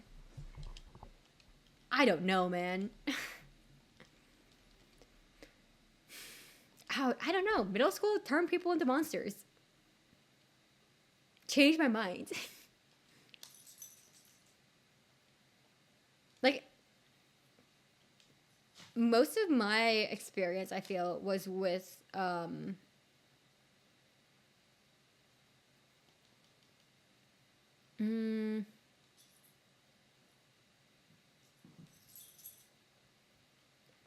I feel like most of my experience were with dancers, but I did experience some like, oh my god, seventh grade. Don't even get me started on seventh grade. Oh my god, seventh grade was so hard. Seventh, I told the story quite a few times before, but like for newcomers, when I was in seventh grade, or actually when I was in school, I grew up in a very like white area. My school was a very small school. There were 60 kids graduating our class, and in high school, and it was like a middle school, high school, and the as a result, like there were only like two other Asians. Eventually, turned into three Asians in my grade, and that was kind of like the distribution of Asian in general. And I'm not talking about like East Asian. I'm talking about someone from who ethnically comes from the It's like ethnically like continent of Asia. Like like very, you know, and it was like, oh my god, like I remember like as a result, I was mostly in a class of non-Asians. And I had ancient history. I had to take ancient history in seventh grade. And my teacher, my ancient history teacher, did not like teaching middle schoolers, so I'm not quite sure why he was teaching middle schoolers. He was very much like, okay, this is like a college lecture. We're gonna take notes all day, every day, but like you're also dealing with seventh graders, so like sometimes like a little bit like of like variety to keep for engagement is helpful instead of just taking notes about the happenings of people thousands upon thousands of years ago. Um, and that's it didn't help that he also one spoke in a monotone, two wrote on the whiteboard with like the light brown marker, so it was really hard to see from the back. But for half of the year, he sat me in between the two worst people like I have ever met. Like, and like the two worst people I have ever met in the sense of like I don't even feel bad for them like now. Like, you know what I mean? Like I can't even justify their behavior like now that I'm an adult. You know, like, oh, it's middle school. No. You know, like I'm sorry. Like I don't think there's really much of an excuse for xenophobia. My bad. So like this kid was like he was a bully. He I don't want to say I think if we took it from like an analytical perspective, he was he didn't like to work hard and got poor grades, and I think he took out that frustration out on other people. And as a buffer kid, you know, I unfortunately had to sit next to him in like literally every single class, and it was ass because this kid hated did bro made fun of me because I was Asian. Bro was like he didn't just like make fun of me. He like also like actively tried to like get me in trouble like for dress code violations and shit. Like there was a dress code in the dress code. So I wear like a jade pendant, right? I always wear it under my shirt because like it'd be like that. But like my pendant has like it's a red string. It has like my Chinese name carved on the back, and my parents got it for me when when they adopted me. So this has been like it's kind of it's like a this is something that like I it's an irreplaceable thing. Okay. And in the dress code, and it was said, okay, if you are not allowed to wear jewelry that do not have a silver or gold chain outside of your collar. However, if it does not have that silver or gold chain, you're allowed to wear it because, like, you know, cultural stuff, right? But you have to tuck it into your shirt. And I was like, okay, fair enough. I'm following the dress code. I'm tucking it into my shirt. And the thing is, I have long hair. And it was a collared shirt. So, like, you couldn't really see it because you buttoned it all the way up to the top, right? So, bro had to, like, be staring, you know, like at like the slight sliver of neck that shows outside of my outside of the shirt collar, and that also one shows the necklace I'm wearing underneath this tiny red thin string and is not covered by my hair. Granted, he had all day to like try to find something incorrect, but that's creepy. One, two, you know, all of our teachers, except for this ancient history teacher who also was kind of anti-Asian, they liked me. So like if bro was gonna get me in trouble with one teacher, it was gonna be our ancient history teacher. And like we knew that our ancient history teacher was not like that he was weird because like upon answering the question of, okay, well, this is a study of ancient history, blah, blah, blah, Silk Road, why do we only study, like, Western culture? You know, valid question. He says, and he looks directly at me, who is sitting in the front row, by the way, because that's not our culture. And I was like, oh, like, I didn't ask the question, but, like, oh, like, that's all messed up. But, like, oh, okay, cool, I guess. Don't know why we had to attack a minor, but like, okay, Um, so yeah, yeah, exactly. So right before class started, this kid raised his hand, or maybe he just shouted for the teacher to come over rudely. The teacher comes over and she says, he goes, "Well, DX has a necklace on that's not part of dress code." And I'm like, "Oh no, what happened?" No, first he was like, "Oh, like your necklace isn't part of dress code." He said this to me like individually, and I was like, yes, it is. It's tucked into my shirt." And he goes, "No, no, it's not. I swear. Like I've had to read the handbook so many times because I've gotten like suspended so many times, and that was the punishment." And I'm like, I don't know, like a kid. I know for like a fact that you do not do the reading for homework. I can guarantee that you would not be doing the homework, that you would not be reading the even more dry like dress code, even if it is your punishment. Like I know for a fact you're lying. Like no, no, no. So like I kind of like brushed him off. I remember. So then like, he got pissed off by that. Called the teacher over. And then he was like, "Oh, DX is out of dress code. Look at that. Look at the necklace that she dares to wear in my presence. It's against my culture." He's Jewish, by the way. It's literally, this literally had no infringement upon him. It was just a red string. He had no idea what was attached to the what the rest what the rest of the item was. It was just like a red string to him. um, and of course, this teacher goes, "Oh yeah, that is out of dress code." No, he said, "Oh, well, show me what it is." And I said,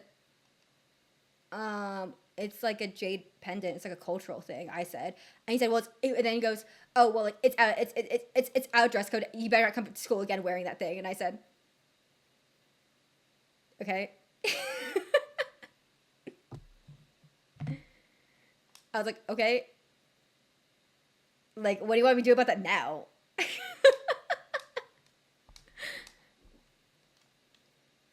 Yeah, that was a fun. That was fun.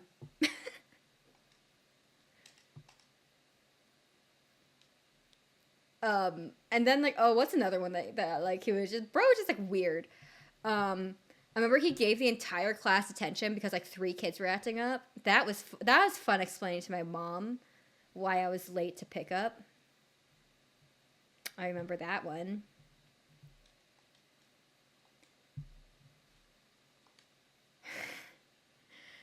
What's another one? If I had a smartphone back when I was in grade school, I would have ruined somebody's teachers.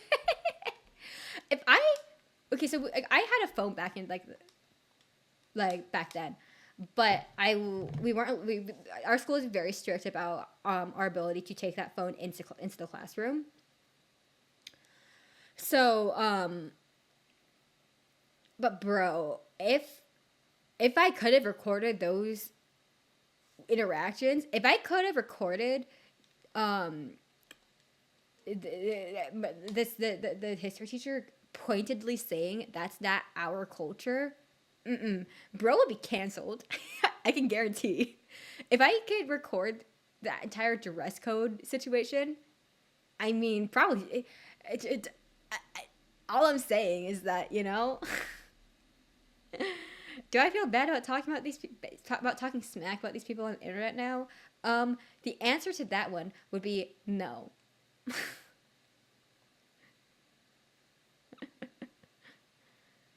uh oh, I hope your friend, like gets their stuff sorted out. Oh man, I remember like my mom's a very like, oh, give them the benefit of the doubt kind of person. So I remember when I was like telling her about like the troubles I was having at school, she was like, "Oh, I'm sure they're not like actually like anti-Asian." Um, come fast forward a few years later, and she was like, "Yeah, no, I was wrong. Those kids were assholes." Yeah, no, that was. She said she would be like, because like there were a couple of situations, because like my grades in that class, in that ancient history class, were like awful. One, it doesn't help that I'm a little bit number dyslexic, and all that teacher cared about were names and dates, and I am so bad with names and dates.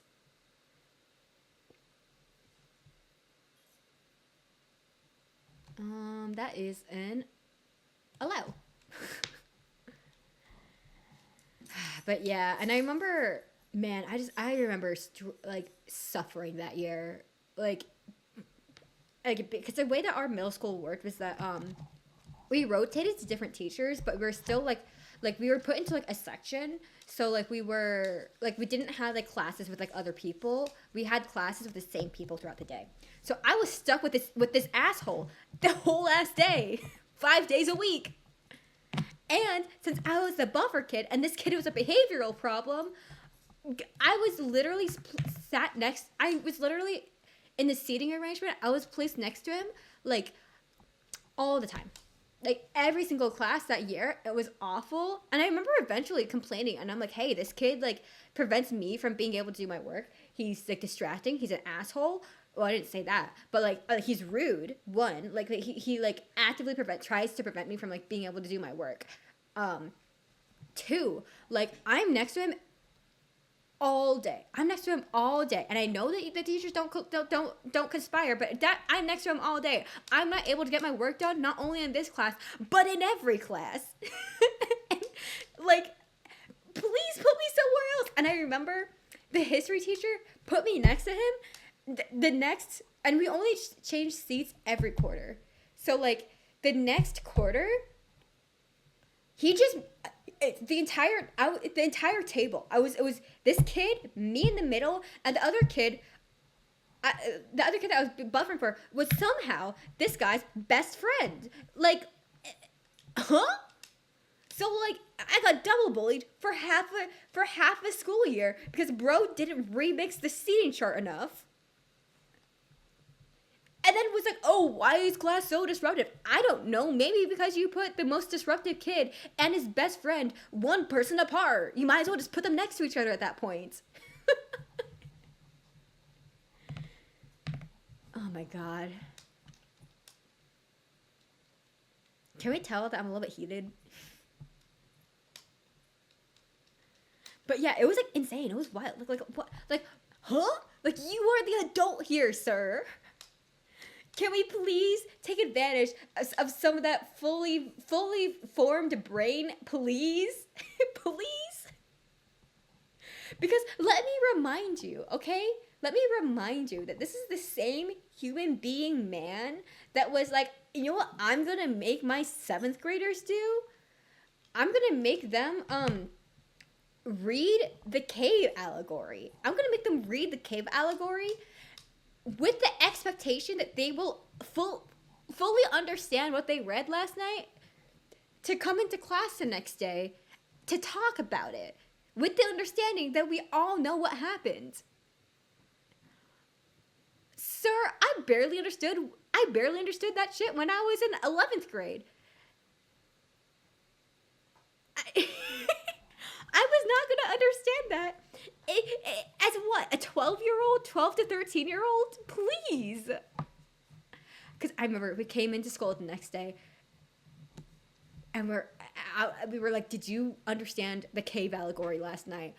And like this even the really smart kids in class, like all the smart kids were like, also like, no, I don't remember. And I was considered a smart kid too. So I was like, okay, I'm looking at like my peers, okay? Because obviously, the kid who was like an asshole, he didn't read the books anyways. You know, he wasn't gonna understand it. He was most certainly not gonna be understanding it anyways. You know, like, but like the other people who also like try, you know, like, did you understand the reading? And they're like, no, I didn't. So we all walked into class. And he goes, so what do you think about the cave allegory? We're like, yeah, it was hard to understand. He goes, yeah, it be like that. So let's talk about, like what was the setting like? And we're like, fuck if I know, man. I have no idea. I I was reading English, but I was comprehending none of it. It felt like I have -5 reading comprehension. And he was like, I can't believe none of you guys did the reading last night.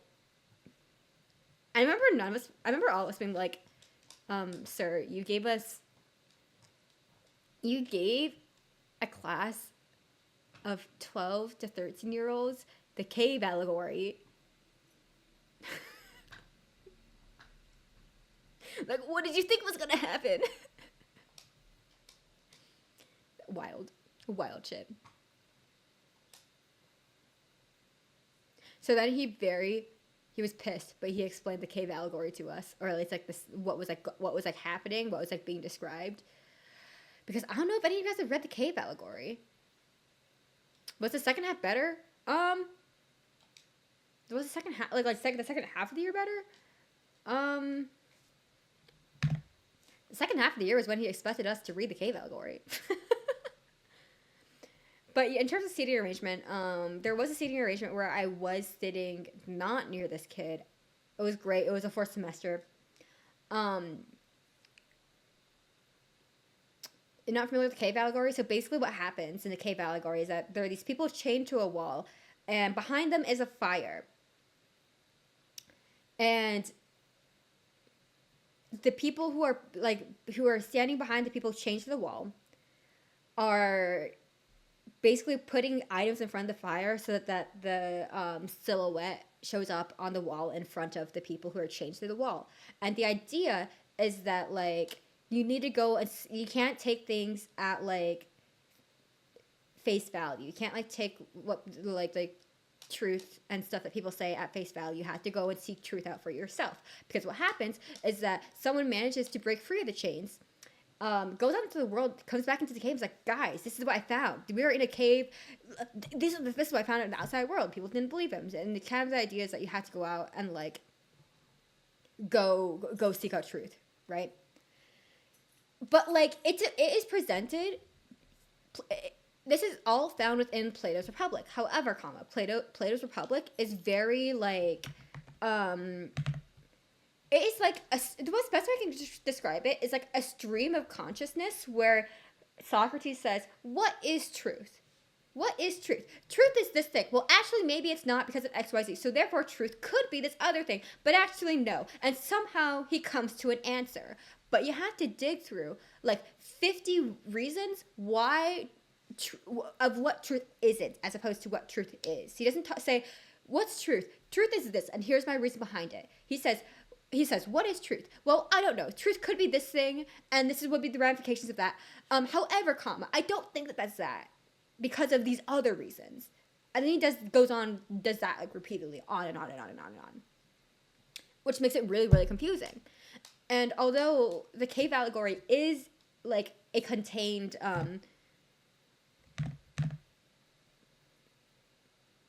like more contained, like there is kind of a definitive start and end to the cave allegory than there are to some of his other ramblings. It really is just like rambling on paper. Like, I'm not saying that there isn't like any value to it. It's just really hard to decipher. But yeah.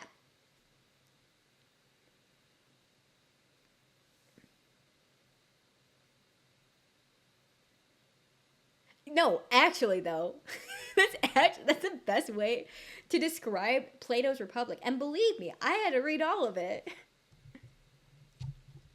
But like even in 11th grade, when we were expected to sort of understand what was happening, we weren't expected to come into class with all of the answers. We weren't expected to come to class saying, yeah, here's a summary of what we read last night. No, we were expected to like kind of unpack it all together. Like it wasn't like I don't know why bro had such high expectations of like 12 to 13-year-olds.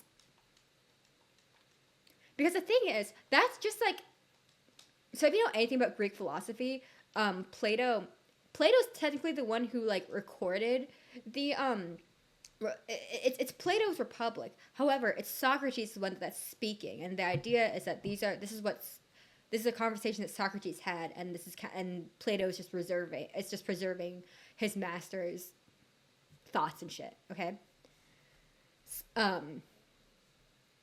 But other like Aristotle, bro, is so straightforward. It is amazing. It is so ridiculously easy. If you try to understand Socrates, put in the words to that, and then trying to understand like Aristotle's like 5 virtues, it is so much easier to understand Aristotle's 5 virtues. It's not even funny. Like, I swear to God, like Aristotle will say, okay, well, here are the 5 virtues, and let me go into detail about them. No hemming, no hawing. He already did the editing before he recorded his thoughts. Like, it's crazy. And like imagine editing at Socrates. Imagine. But like that kind of like very I one might say like lax approach to like how does one say? But like the very like lackadaisical like hemming and hawing. I don't know what I was saying. I lost it. Oh my gosh! Thank you so much for the raid. Was that OS Gaming? TGV OS Gaming? I don't know how to say your name, but welcome in, raiders. Welcome in. We are hunting for the shiny legendaries in BDSP, and by that I mean it's glorified yapping. What were y'all doing?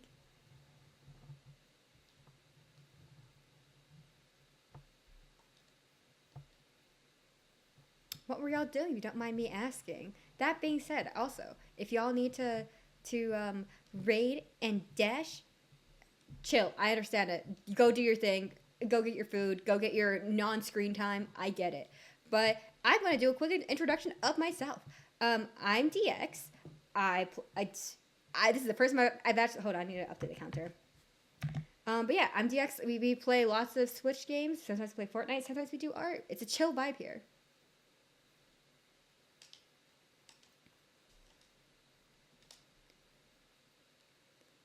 Oh man, you just caught us complaining about middle school. Generally speaking, middle school. Thanks for the follow. Oh man, these loading screens. These loading screens. What do you? I don't understand the criticism against the remakes. These are perfect games. Said no one ever. Actually, no, maybe said no one ever. No, wait. So my younger cousin, my cousin once removed, he is at the age where he's like starting to like enjoy video games now. And kind of like he's like at the age where like he's starting to enjoy the Pokemon video games, where he's like starting to understand that like the type advantages. Like that's kind of where he is at.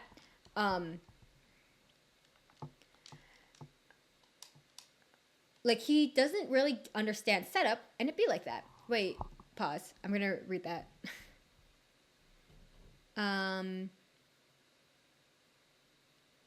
Hey, I just saw you stream the Pokemon. First time streaming it, and the viewers felt like Pokemon got me into it. Nice, nice. I don't know what color, what color shiny rich is. Okay, imagine blue but slightly different.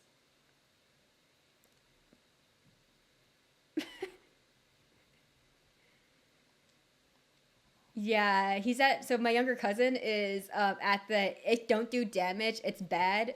Um, yeah, exactly. Which is why I don't mind. I don't mind the shiny being ass because I don't have to pick it out from. I don't gotta pick it out. Um, yeah. So he's like at the age where like he found Scarlet and Violet a little bit difficult. Like I guess spoilers if you don't know how the game ends, although the game's been out for like a really long time. But like in the base game, when you have to like fight like all of the paradox mons against the I was about to say AI robot, which is like isn't incorrect. It's not the words I was trying to find. The AI professor. He found that fight like a lot more challenging than like other. Oh my god! Sorry, the dog made it a very concerning noise. But he found it really a lot more challenging than like a more experienced Pokemon player. Makes sense. And like so when I think about like oh man this game is lame, I think back to him. I'm like, okay, like obviously he's the target demographic. Does he think this is lame? I don't know.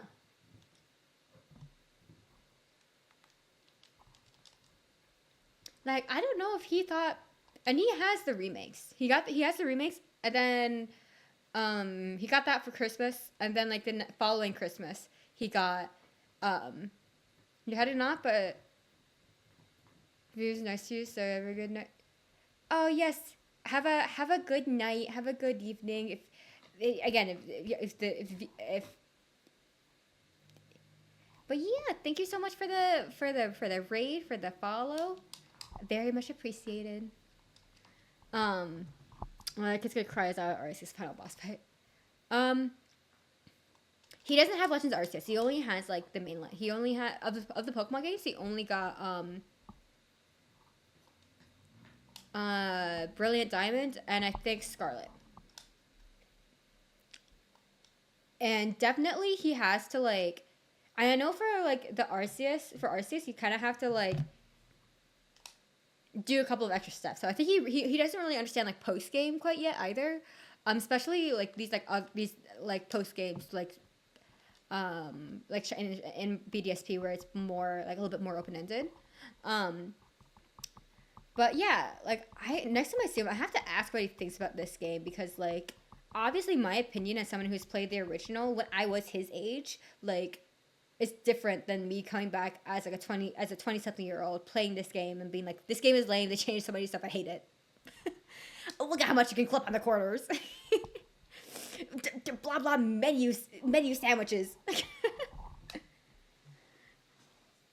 What is my number one favorite Pokemon game? And I understand that I didn't read it the way it was typed.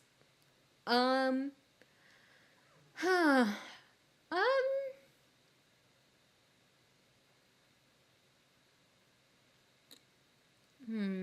That's a good question.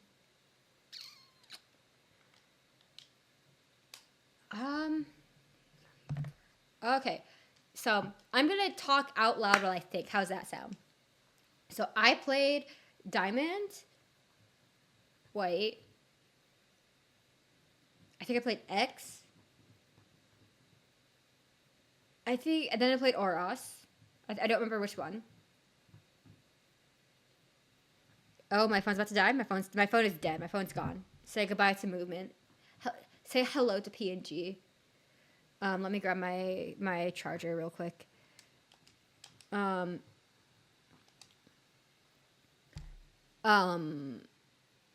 played like 2 minutes of Sun and Moon. Then I got really busy.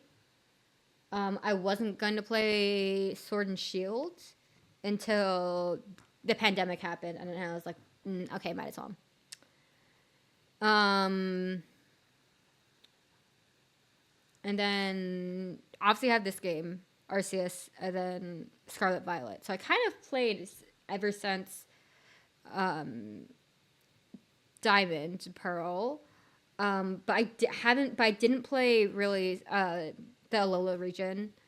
And I think my favorite of those, I don't know. I think all the games are quite charming, but the game that I don't know. I think the game that I come back to a lot is actually Scarlet for whatever reason. Scarlet Violet for whatever reason that may be.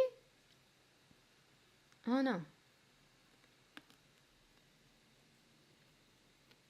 I don't know.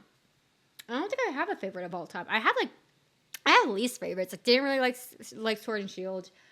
Didn't really like Sun and Moon just because of the amount of like dialogue. Okay, and hear me out. Wasn't a big fan of the Unova region, or like I didn't like Black and White, the original games. Because I didn't like the fact that you were only limited to the Unova region Pokemon, and I'm not someone who like doesn't use new Mons on their team. I just didn't like the fact that there was no sense of familiarity in Unova. But I know a lot of people like the like Generation 5, but I feel like most of that love comes from like not playing like Diamond Pearl and previous games, Like so, like their first game was black and white, so they did grow that attachment to the Univamons. Um, or two, it comes out of black and white two love, where there was um, obviously more of like a spotlight on the Univamons, but there was some like pre Gen 5 mons. I feel like in the main story, I believe. I don't know. Call me out if I'm wrong, but I'm gonna go grab my charger now.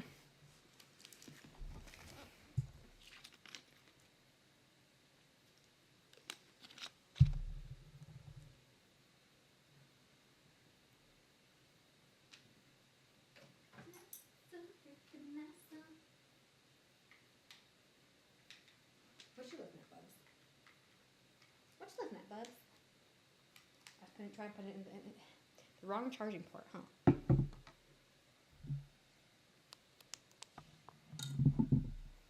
Okay, now it's gonna take a second for the phone to actually come back online. Black and white was divisive, but it was perfect for you. I don't know. I think my opinions might have been different if I played black and white too. But I don't know. I think black and white, hear me out, a little bit forgettable. Like, I remember the sprite work being pretty good. Or like when I look back at it, you know, it's pretty good. But like, I don't have too many memories of playing black and white. Obviously, I have that memory of grinding for the second gym battle, and then like kind of being called out for it. Like oh, you're so stupid, kind of called out in a way. But like, I don't know.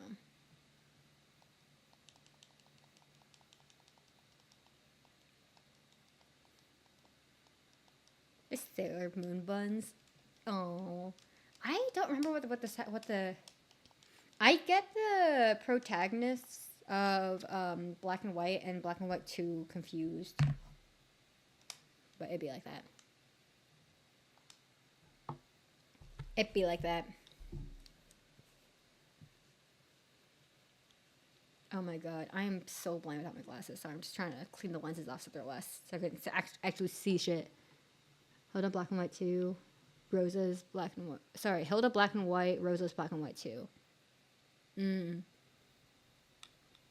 I'm talking about like can I ponytails black? Okay, maybe for some reason I'm like I can recall what's that? I can recall Rosa, but I think the name Hilda like okay, listen. The name Hilda like stands out to me more, like in the sense of I remember the name Hilda more than I remember Rosa, but I think that the design wise, I remember Rosa more than I remember Hilda. Oh, I need to wash my glasses again. This is. I never watched the show. I don't remember the name. I don't hear. Were the black and white protagonists like the game protagonists in the anime? Because I don't think they were, right? Like I watched the anime up until Diamond Pearl series ended.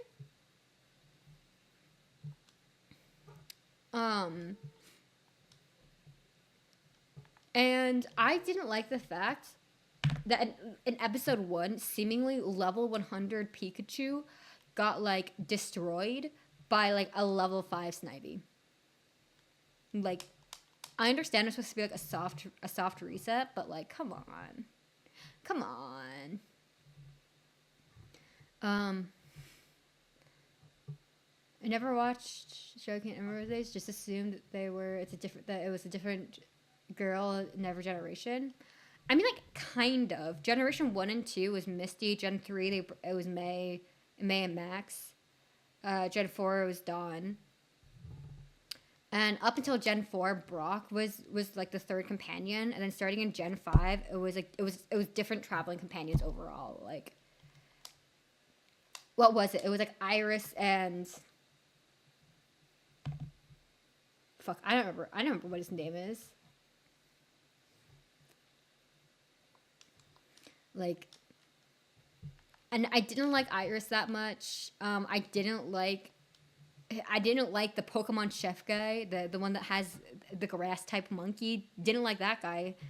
It was like okay, I guess, but not a fan. Um, who did I not like? I think what like Gen 6, it was like Serena and Bonnie and the electric gym leader whose name I can't remember from Lumios. And then after that, it was a gang. There's not much traveling with slice of life. And then after that, it was Go, and people didn't like that. You saw the movie as a kid. Pikachu Thundershock to ground type to death, and I was like, I can't do this. Ash's story did in fact end.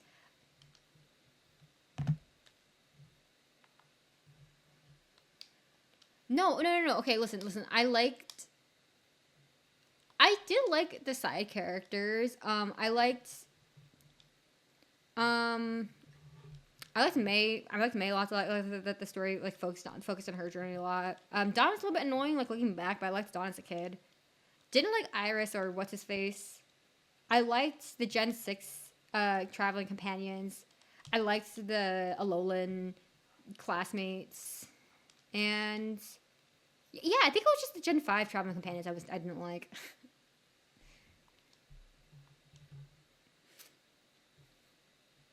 The Mewtwo movie, probably. Sick movie. Okay, so the thing that really confused me is that so you know how they remade the Mewtwo movie, but like it's like it's like 3D now, right? I was so confused. My cousin says, "Oh my god, you like Pokemon? I like Pokemon. Let's watch this new movie that came out." And I said, "Okay." Boots up movie on Netflix is Mewtwo movie, but like modern, not but modern animation. And I was like, huh? Huh? I was like, wait. Oh, hello? Oh, I was pressing the wrong button. I was like, what do you mean this is a new movie?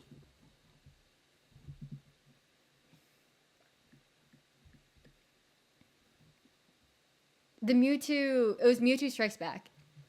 But Mewtwo Strikes Back, but this time again. Mewtwo Strikes Back again. I was so confused. I like didn't understand what was happening. It felt like a fever dream. Like this was like right before. This was like the day that I found out that my university was shutting down too. It was wild.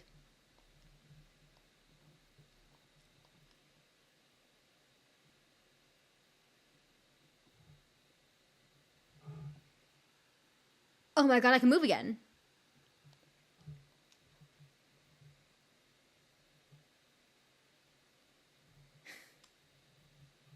Oh yeah. What do you mean?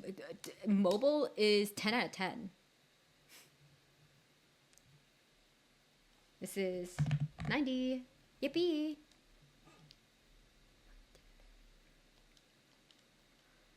Ugh.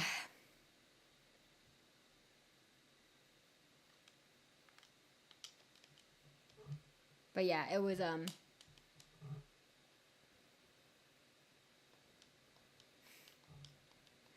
I have not. That was me being sarcastic. Sorry. I remember as a kid, I had like pretty like dry delivery, so like people. I was a sarcastic kid, and like, um, when I would like start to become comfortable around someone and be more willing to be around like be like more sarcastic around them, they had a really hard time discerning whether I was sarcastic or not. It was actually I had such a fun time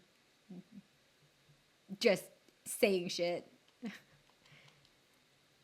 it got to a point where like my friends who knew me quite well were really quite easily able to pick up when I was being sarcastic or not. So friends who like didn't know me as well, but like they would whoops, they would kind of I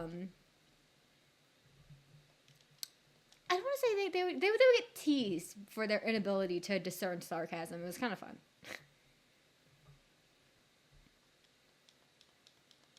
But yeah.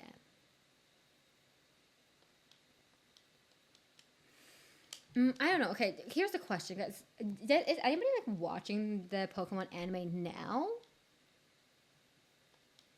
Going back to our conversation earlier, because listen, I blah blah blah, shiny black Rayquaza, blah blah. I don't like the arc. I know that there is an arc upcoming where they like train at like the school. I think it's a Nardrana. I don't know. I have so Uva Academy, but like you know the Scarlet version of it.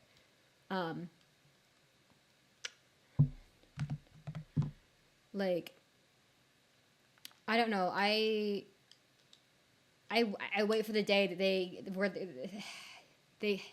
they're at the school because I just I don't like it. I don't like the Pokemon anime right now. It's not that I don't like the characters. I do find some of the characters a little bit annoying, but like I just don't. I don't like it. I don't like it.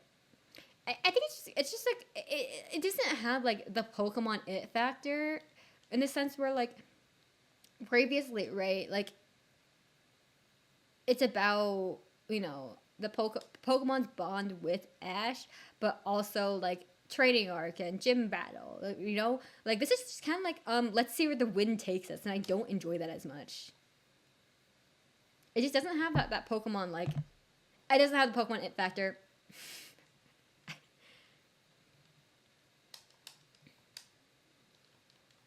But yeah, I don't know.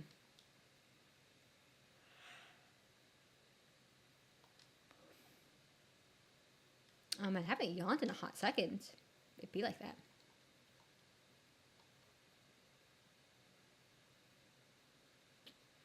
Oh man.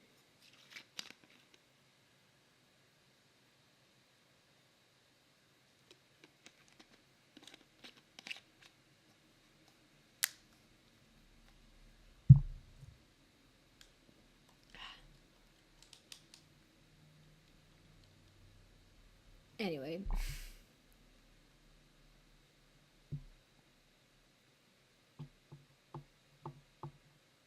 I feel like I expended so much energy complaining about this one teacher, about one human being man.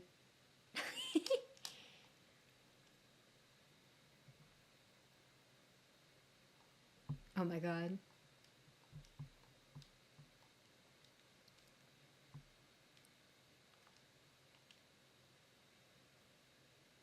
Oh my god.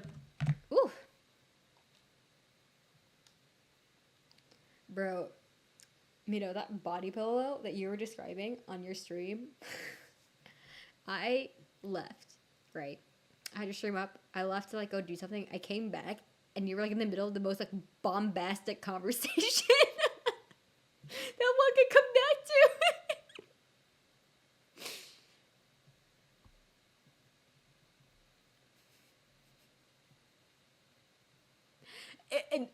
No, it was funny. It was so funny. It was so funny. I love how everyone who has attended university college only remembers terrible professors and not the good ones. I mean, I've had only one awful professor, and the rest of the professor I've had were either like mid or like really really good. I was like pretty lucky. I had one I had one professor. Let's say that their political views were really confusing, the stuff that they considering the stuff they talked about in class. It was really confusing to have a very conservative a professor who's conservative, but was teaching a very good class in what was it multiculturalism. It was very confusing. It was very confusing, and the class itself was it was ass. The group project was ass, and that was specifically because of one individual human being man. He played himself. He was not very good at hiding his intentions, and But like, yeah, it was confusing. You had some incredible teachers. One gave you a graphing calculator because you couldn't get. Oh, that's so nice. That's so good. I'm glad that they were. That's very generous of them. Also, like that's like a good human being moment. Good human being adult moment. Um, I've only remembered the bad ones. You had a professor that grades his class on topics based on how smart the questions made him feel. What? That? I've had some like high school, middle school teachers that are like that had like that ego going, and it's like, especially at that like when you're teaching like high school, middle school, it's like, I'm sorry, you're teaching minors. Why are you threatened by minors? But like, yeah, there are some teachers, some professors that like I was like in their class for like a day, and then I was like, oh no, I'm dropping this class immediately. I can't do it. Like, I wouldn't say that I'm fluent in ancient Greek, but like I translated quite a lot. I would say I became like decently well read in ancient Greek. Like I still remember some stuff from Greek, not as much as like Latin, but I do remember some stuff from Greek. But I had a teacher, a professor in university, because I was like, oh, this is an easy class. I've translated all these things before, so reading in English is gonna be so much easier. That's what I was thinking. I wasn't incorrect per se because I remember all that shit. But like the thing is, um, the professor had us only read his translation of stuff. That's a huge red flag, by the way. He had us read his translation. He opened up with like he opened up the the class, our first class on discussing the Iliad, with what is the Iliad about? And the thing is, there are lots of answers to that question. One of those answers can be the professors that made you buy their book for class. That's called a red flag. Like, it's such a red flag. Like, if we have any uni students in class, um, if you can, drop that class immediately. If you experience such a class, if you see that the book that they require you to purchase or in any way possess is by them, leave. No, this was actually a classics professor. And so I was like, oh, I'm gonna get my English, basically like an English, a lit teacher like out of the way, like a lit credit out of the way. I'm easy. I've already read these books, and like, so I was like, okay, I have these books from high school. I'm not going to like go purchase another one, because at the end of the day, they're saying the same thing. They might be saying those things differently, but they're saying the same thing because it all comes from the same source text. Bro was like, no, no. I was like, okay. First day of class, he goes, okay, you need to purchase this book, this copy of the book. And I remember we were like, okay, like it was a lit class, so there are lots of books, and we're like, okay, like, is there? Hey, stop crying, please stop crying.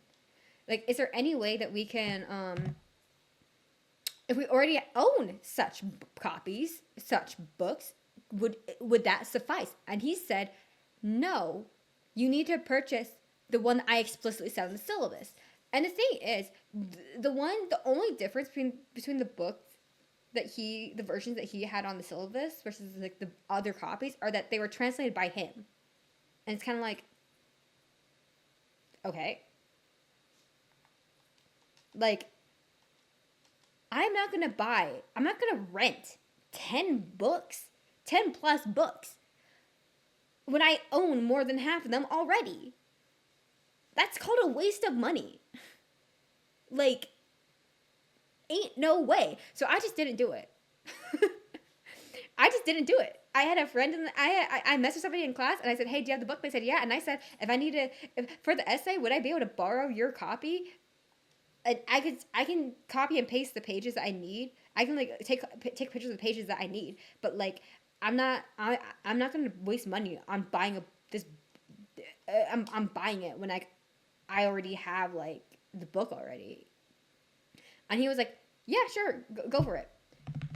Like they were cool. Like this other fellow student was chill, was regular, and like literally, I remember. So anyway, so going back to this, they opened up the first class, the first real class after we had a homework assignment. It was, what is the Iliad about? A lot of people said the Trojan War. He said incorrect. A lot of people said the beginning of the end of Troy. He said fall. He said false. Other people were like, I don't know, freaking Ilium, which is like the continent, by the way. And he said, no, idiot, did you read the book? And we're like, yeah, we read the book, but like you're clearly fishing for a specific answer, in which case you should ask a better question. Like, I'm sorry, man. The answer that he looked was, quote, was like a reference specifically to the first few lines of the Iliad, which talks about like the rage of Achilles. This is a book about the rage of Achilles, and we're like, it is, but there's also other answers that aren't incorrect. Like, there's not one answer to it. It's not a math problem where there is one definitive right answer, my guy. Like, there are multiple right answers, and everybody people were saying were like in the realm of correct, but like not the answer that he was specifically looking for. He was so mean about it too, like for no reason. I just remember like over the COVID year, and I was like, I'm not dealing with this shit.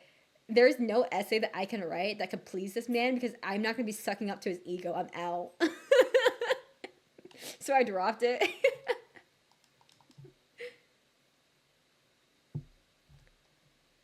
Okay, I missed out on chat when I was complaining.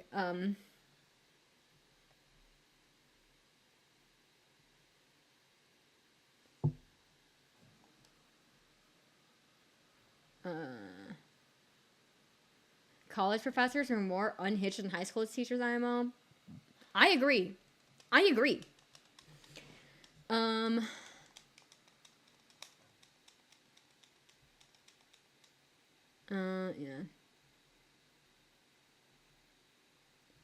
But yeah, no, I remember dropping that class. I remember like I talked to my mom about it, and I was like, is it worth it? And my mom was like, okay, based off of like the way that you described this class, like he is going to give you, because like papers are kind of subjective.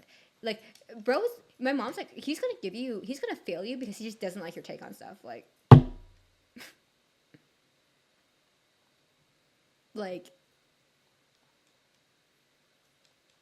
just drop it. It's not worth it. And I'm like, okay, pog. So then I talked to my classics teacher from high school, and the thing is, like, I talked to this teacher because like I had her since like the 6th grade until high school graduation. So like I had a good like student teacher relationship with her. And I was like, hey, like, is it worth it? And she's like, no, you translated this stuff before. Like, and even though there are some works that that you've never touched on before, like, bro's gonna fail you because he doesn't like your takes. And I'm like, okay.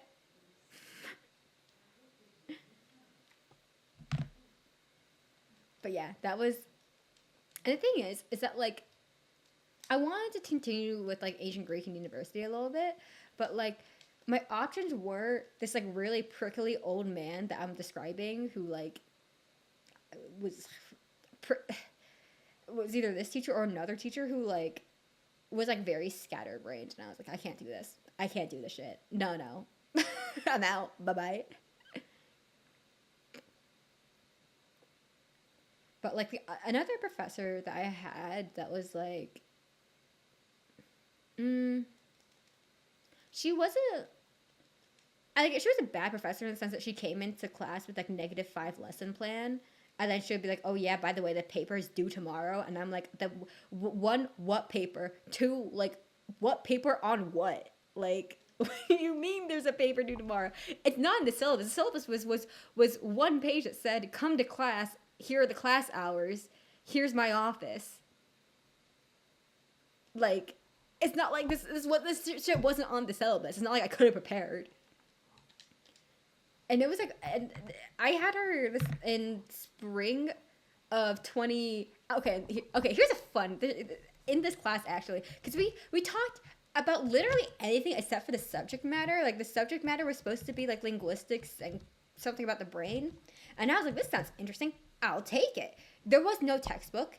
There was no there were technically readings, and like we had to do like write-ups on the readings, and like she says like, and I remember she like marked my shit down so low, and her feedback was like she spent the entire first day of class being, I want to help you guys improve your writing, and I was like, okay, I'm down for that. And then her feedback on writing, which is like, I don't know about this one. That's not feedback. If you want to help us improve our writing, you have to like give us something to work with. You can't just say, I don't know about that one, and then call it a day. Like that's not helping you improve your writing. Like, what do you mean? And I remember I just like I wrote off that class so hard. I was like, whatever. But like actually, what ended up happening was that like, somehow we started talking about AI. And this is like 2020, okay? So this was actually like this was like spring 2020. So this is like before like ChatGPT and stuff became like a thing. This was like before AI like was like really entering the picture, okay? So we were talking about potential AI, okay? And there was this guy behind me who kept on like raising his hand and participating in class, which is very rare, by the way. And now at that point, I had fully checked out. I was like, I don't care about this class. I'll do the reading, I'll do the assignments, but I don't care. I can't care less. I am literally just here, so I'm not getting marked off for absences. So you remember, he kept on saying stuff about like video games and AI, and obviously I like video games. And he kept on saying stuff about like oh yeah, you know how like NPCs blah blah blah say like AI blah blah blah blah. And I was like. And they talk about like what he was basically describing was generative AI, and obviously this is 2020. This is not like a thing yet. So I remember one thing need to know about me is that when someone says something, I am really bad at holding back my expressions, like really bad. So what happened was that he said something about AI, and I turned around and I was like, huh? I was like, what? I was like, that's not a thing. I'm like, what are you talking about? Was what I'm thinking. So I turned around, like physically in my seat, turned around to look at him, and just to kind of want to know what this guy's face looked like, because he kept on talking, and I knew what his voice sounded like. But I was like, who is this guy? You know, and I saw his face, and I said, okay, like. Curiosity said, and I went back to doing whatever I was doing, which was only half paying attention to class. Oh my god, I hope your new one has future expressions. Was it because I was really expressive in my voice right there? So I'm walking, and this is, I think I had this class right before lunch, so I was like walking back to like, whatever like servery that was closest to my dorm, because I was living on campus that year.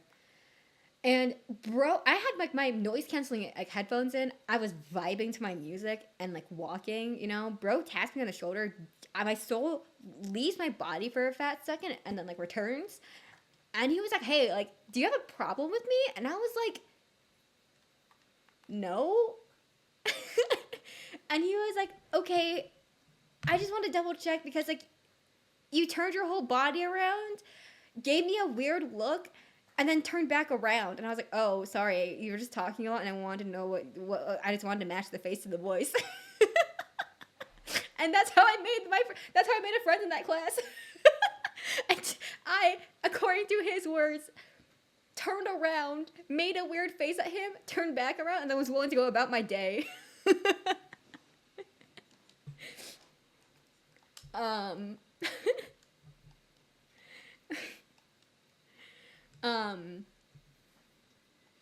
Yeah, and we were just like in class friends, you know, and he was like a couple years older than me, so like he was like graduating, so I was like, okay, I'll be friendly with you like in this class, but like that's like a wild way to like make friends with somebody. That's a wild way to make friends with somebody. Oh man, but so what happened was that once once like COVID hit and we like went online, we had two classes. Okay, the first class was like the standard class, like on first class on Zoom, that was like, hey, what do we do now, here's the plan, blah blah blah blah blah. That class, the professor says, and I quote, by the way, we are going to have asynchronous class synchronously. Those two words literally mean the exact opposite thing. We cannot have asynchronous class synchronously, because that's just called synchronous class at that point. Like, or we're gonna have pre-recorded videos and assignments that we can do on our own time, in which case it's asynchronous. Like, you literally cannot. If someone understands what synchronous class means, please explain, because I was like, I don't know what that means. And I lived in Pacific time zone. And obviously I went to school in Texas. So Texas is central time zone. So there was a 2-hour time difference. And so my 9 o'clock class all of a sudden was like at 7. And I'm like, I'm not naturally waking up at 7, you know? Like, what's happening? So the conclusion was that we were not going to have class every day, every class time. We weren't going to necessarily have class. We were going to have class sometimes. And I was like, okay, whatever, I don't care. And then she said, I will let you know right before class starts. And I'm like, so I have to wake up like before class to know whether we're going to have class or not?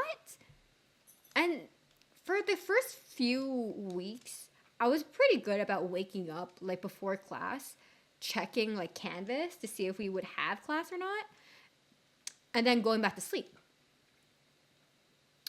And then as time went on, I became less good about that. And so I missed the only other class that we had. And in that class, people were like, are we going to get feedback on our papers? Because you said, your words, not mine, that you wanted to help us out on our writing. We have hella assignments that you have not gotten back to us any feedback. And the feedback that you have had has been a little bit less than helpful. What do I say politely? Hello? And she said, don't worry, I'll get back to you soon. Okay? I'll get back to you soon. So she was teaching a second class, by the way. So we reached out to that other class and we're like, hey, have you gotten any feedback, any of your grades back on any assignment? And they said, no. She said that she'll get it back to us, quote, soon. And we're like, okay, she said that to us too. This bitch is lying. And we don't really have like a rank my professor. We don't have like rank my professor in the same way. It was like an internal system. I don't know how rank my professor works. But we had like an internal system that was like, okay, you can get your grade back. You can look at your grades or your final grades early if you do your professor review. And usually, you know, I was like pretty neutral. Like if my professor was really good, I would say, oh, like had a great time, very understanding professor or whatever, you know. Because a lot of it was just like, oh, rank on a 1 to 5 kind of a thing. Or like oh, this professor knows what they're talking about, rank 1 to 5 kind of a thing. Like if you agree or strongly agree or strongly disagree, an optional comments. Bro, I went off in the comments. I thought I was being a little bit mean, but I was so frustrated with that class by that point. It was ridiculous. I almost never do this, but I also packed all of the rage in my body into that review. And I had to tone it back because I was like, okay, I'm being mean. I'm being a little bit mean. I'm going to just be polite and try to be a little bit understanding, okay? I'm going to try to be understanding. The next semester, out of pure curiosity, looked at her reviews. And, oh my God, everybody was so much more mean than I was. And I mean, like, fair enough, because I toned it back. but like, fair enough. And the thing is that this professor friends everybody on Facebook if they say attending Rice University or attended Rice University. It's ridiculous. But yeah, I just remember this. Oh God. Oh God. Like I genuinely don't think that I had a professor that induced more rage because the other professor that I had, I remember, because the thing is, like, I remember being like, the other class I had that was ass, and it wasn't fully the professor's fault, but it kind of was. Like, we had a semester long group project that was like we had a plan to do this project, and and the project was basically just to volunteer at an organization or whatever. And the organization was like not willing to take volunteers. And like, okay, like this is the professor, right? The professor should be the one like vetting out like these organizations to see if they're willing to take students. You know, like it's her job. You know, but like yeah, she was a little bit odd. I remember like, at the end when everyone was presenting their projects, every group except for one group was like, yeah, we tried to do this thing, but it didn't end up working out. Like, that was literally everybody's presentation except for one. So it got really boring by the end of like one class. I remember in between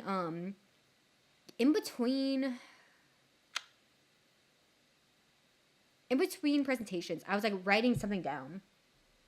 And I read the professor being like, that's really distracting. You need to knock it off. It's really rude to the presenters. The presenters, by the way, who just finished. And I'm like, okay, lady. Like, whatever, man. I don't care. She was like really unforgiving about absences, which is really like annoying. Like, she's like, oh, if you're sick, like she's the type of professor to be like, oh, if you're sick, I need to see a doctor's note. And I'm like, okay, well, I live off campus. I can't drive myself to campus and then like drag myself across campus from my car to like the on-campus clinic. Not to mention that if I lived on the dorm, I would still have to drag myself across campus to the on-campus clinic, because of course the on-campus clinic is like the farthest recesses of the campus. Like, for example, if I am sick with the stomach flu and I cannot leave like the bathroom for like more than 2 minutes to like go to like class, let alone like to get a doctor's note, that I can't leave the bathroom. Like, come on, man. Like, I hate it when professors would be like, oh, I need a doctor's note for you. And I'm like, okay, no offense, but like, why do you care if people are here or not? Because like, theoretically, right, it's like, if they don't want to learn, then they're wasting their own money. You know, like, I don't know. And not to mention that the school that I went to was like, it was like a pretty competitive school to get into. It was a quote, a school of nerds. So like, it wasn't like a big state school. Like with a big state school, you are gonna get people who like regularly skip class, right? Like, that was not like the regular demographic of my university. Like, we were all very studious people, to the point where that like the fuckboys of campus, who, let me rephrase this, the people who try to be the fuckboys of campus were like, man, it was like, they were looked down upon like with pity, because it was like, man, you think you're so badass, but you're actually just a nerd. Like, you're not that badass, I'm sorry. You're not badass in the way that you think that you're a badass, I'm sorry. Like, our football team was so bad, I remember. I remember some injured football player who was holding a whole ass pizza box, but also was on crutches, hits on my friend. My friend says, okay, what if you like won a football game before you started hitting on women? And then left. Pretty funny, actually. But like,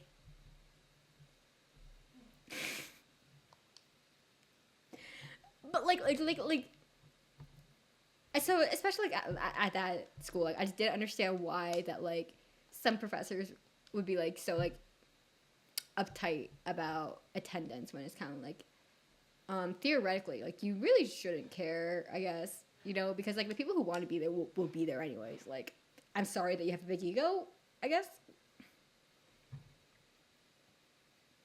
Hey, remember the quote, the worst thing they could say is no? Theoretically.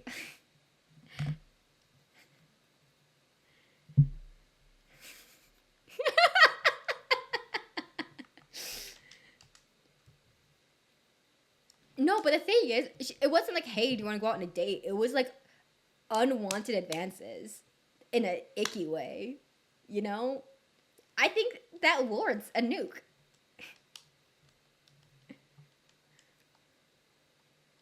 Because like she was also like minding her own damn business, did not know who this person was, and the person was just kind of just like weird about it, if I recall correctly. Just kind of like randomly hit on her, and she was like, "Well, this was like an unwanted advance. You know what? Win a football game." Like, I think it was also like the attitude, you know, the attitude of, "Oh, look at me, I'm so cool. I can barely play football. Look at my broken leg." See, Mito, you get it. You get it. Being hit on in public is deeply irritating. Exactly. That's what I think it warrants. I think it warrants win a football game.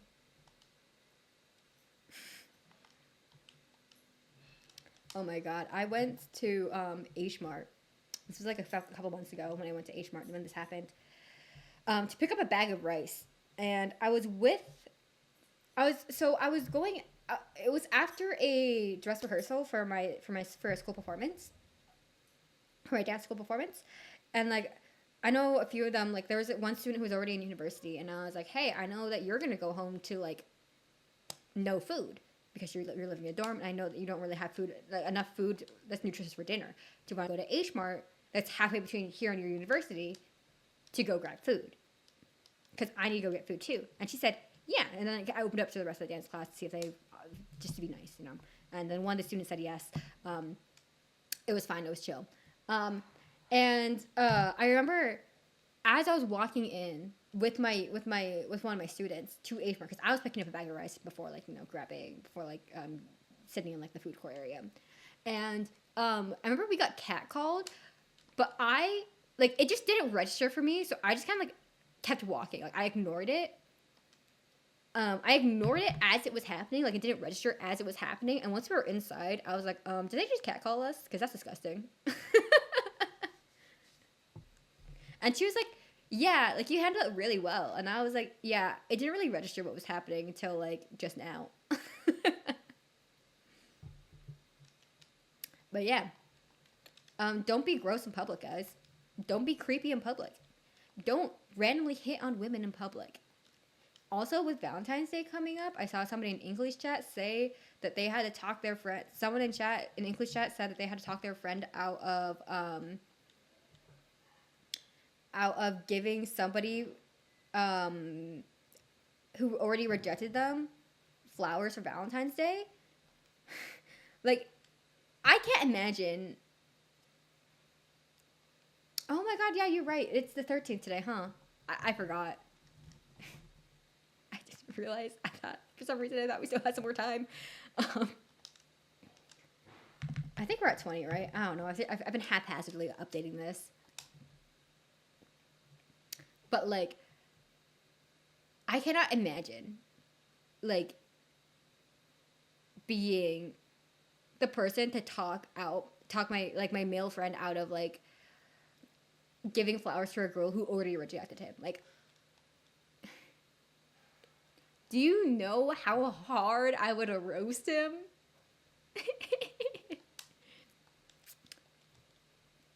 Actually, you know what they say? That's rough, buddy, but disrespectfully. Oh, man. But yeah, I guess happy early Valentine's Day to everybody. I forgot. Valentine's Day only exists for discounted chocolate. True. Guys, get your guys some discounted chocolate post Valentine's Day. But yeah, does anyone have plans? I don't know. Like, I'm not doing anything. I'm getting a better counter. That's what I'm doing. Thanks for the head pats, Buck. Or what's another thing? Oh my god, here's a funny Valentine's Day story. How was work schedule? Super romantic. Oh yeah.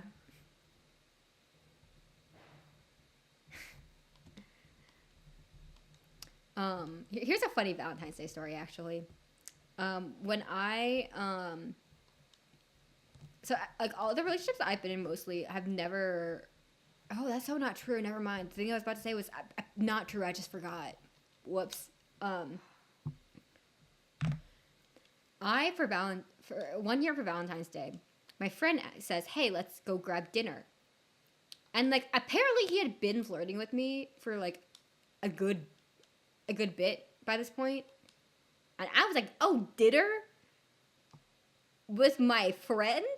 Okay, it's just Thursday. Like, yeah, I'm free Thursday. Who has plans on Thursday?"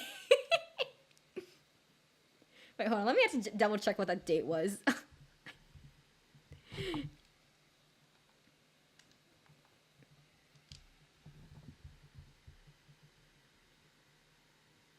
I lied. Sorry, it was a Monday. It was a Monday. He's like, "Hey, you have plans Monday for dinner?" And I said, "Believe it or not, I don't have any plans on Monday." um, and my friends are like, "Oh my god, he asked you out," and I was like, "No, he said let's go get dinner. We're bros. We're friends." They said, "Okay, what if hot concept, radical idea? What if you just check your calendar really quick to see what the date of Monday is?" It was February 14th, and I was like, "Oh, shit, maybe you're right." And I said, "Do you want to date this person?" And I said, "I don't know. We'll see how dinner goes as friends." And they're like, "You're not going to."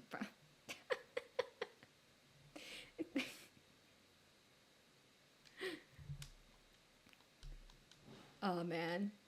So yeah, that's how I spent. I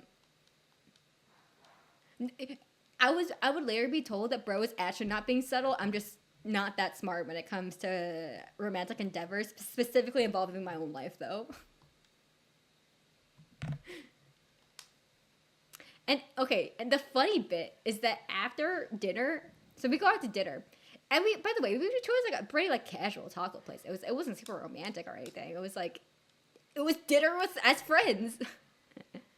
um, and then listen, I found out later that this is not what other people do, but I thought it was a normal thing, just given that we were friends beforehand, and I knew that he had gone through kind of like a rough breakup.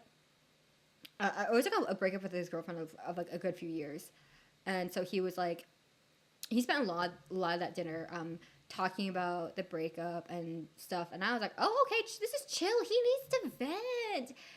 I get it. It's chill. It's whatever."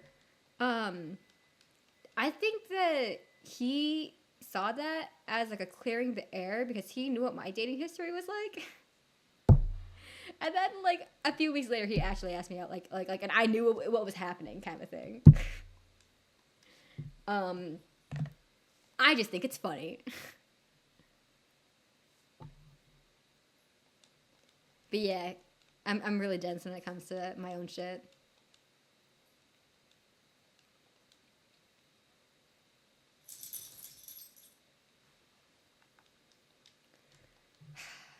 But like, listen, at least it was funny. When it's other people though, bro, I clock that shit so fast.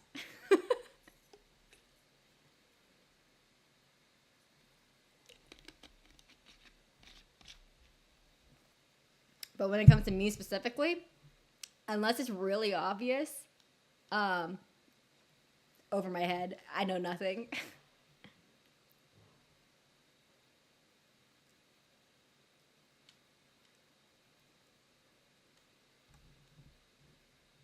But yeah, like, at least it was funny.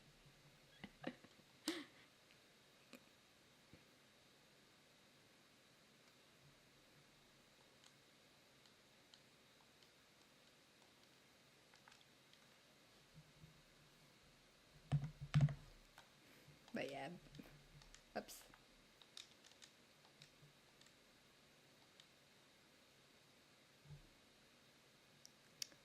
But yeah, I don't know. I feel like I usually don't have plans for Valentine's Day. Like the one time I was like, I know, right? We've talked about so many things, guys.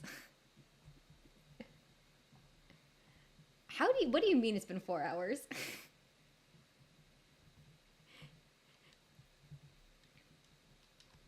granted, granted that like we didn't spend the entire time shiny hunting, but still, I know. It's okay. I like yapping with y'all. I mean, let's be so for real. I feel like me yapping is just me complaining, but it's okay.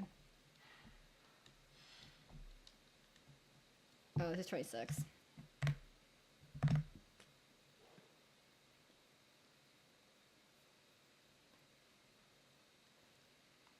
It's okay. It's okay. I premium yapper. Not really, but only sometimes. Apparently I have things to say. Apparently. I don't know. I feel like I usually don't have a lot of things to say, and I kind of just like had to say random shit, which or like I don't know things I don't think. I don't know. I feel like I just head empty say words, but I've actually had complaints today, so or like I had complaints I wanted to air out.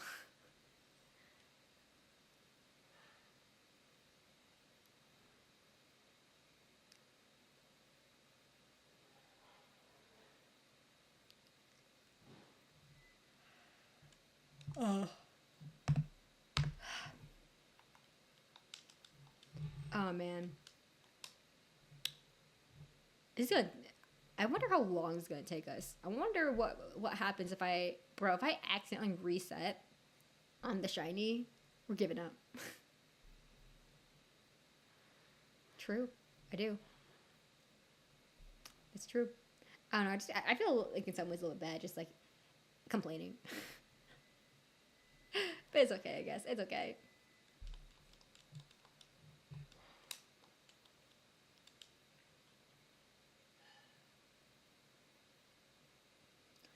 Oh man.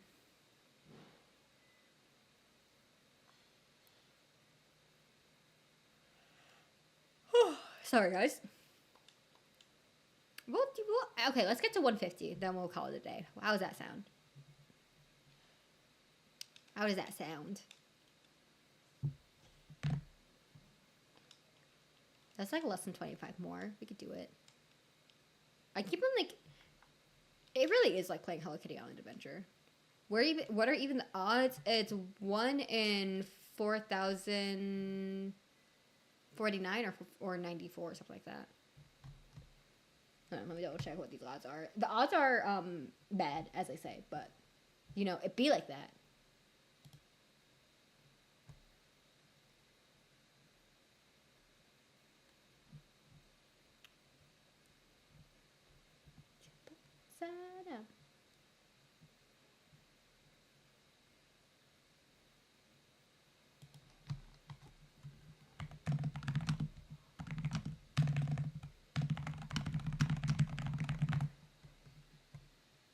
Oh, I was wrong. I was wrong. It's 1 in 4,096.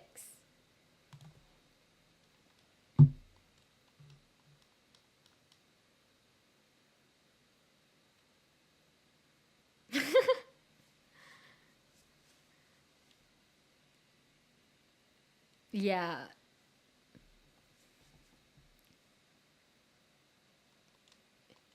Speaking of which,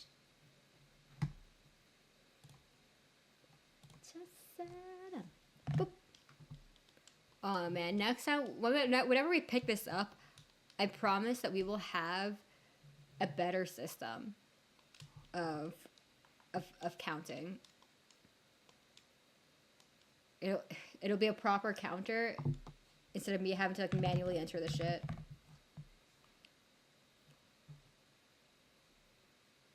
The worst part is that the shiny isn't even that shiny. Yeah. Yeah. But I feel like the ice. Listen, like I feel like all of the ice type shinies are kind of like awful. Like they're so subtle, which makes them hunting in Scarlet Violet. Like I'd rather just Masuda them. And then like I feel like I don't like a lot of the fire type shinies. Like generally speaking, just because they're like just slightly sunburnt to various degrees. Like shiny Moltres is just sunburnt Moltres. What's your favorite shiny sheep? No, my favorite shiny is actually Dragonair. But I do like the Mareep line. I do like the Mareep line, like the Mareep shinies. But yeah, no, the lime green ones, or like the quote sickly green ones as I call them, are so bad.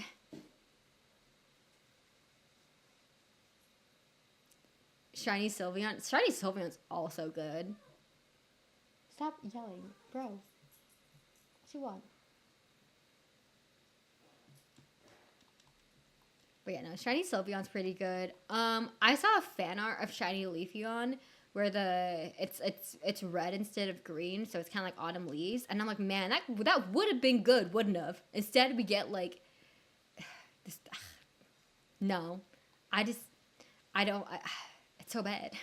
I think it's like what slightly more saturated. A little bit, slightly more saturated. Definitely more ass.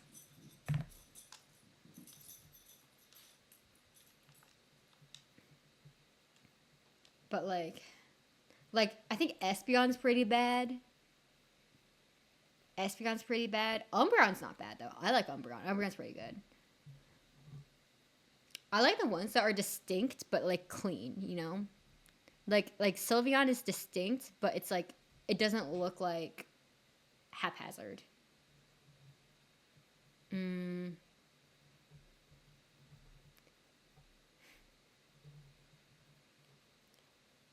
like I like the shiny Lamprent line, Litwick line. It's clean also, right? Um. Oh my god.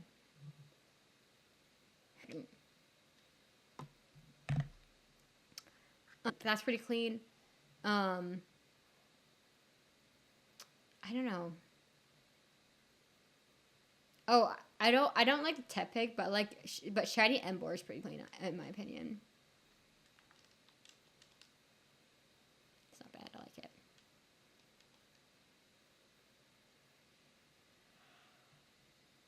Oh, sorry guys. Oh man, now it's getting cold again.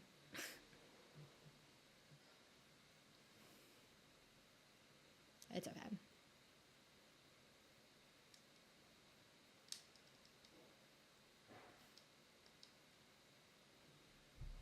Ugh.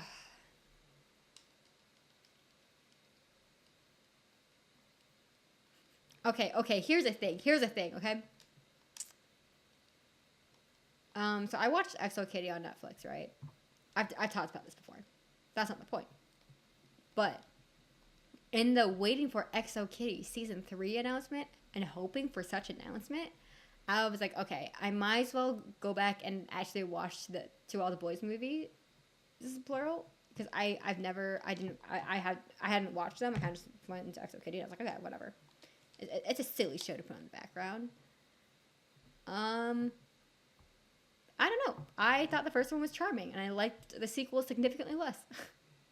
And I guess those are my thoughts on that. I don't know. I was living for the first movie. It had all the tropes, you know. I just didn't like the latter too. The vibes felt off. Don't know what to say. Speaking of which, is I hope that they renew for season 3. I'm gonna be so tragic if all we got was uh, a slow burn that never resolves.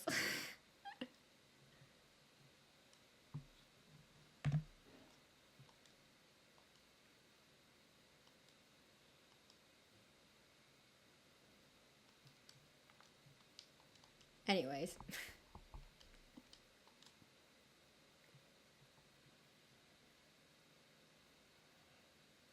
Oh, sorry guys. No, it's the Netflix movie.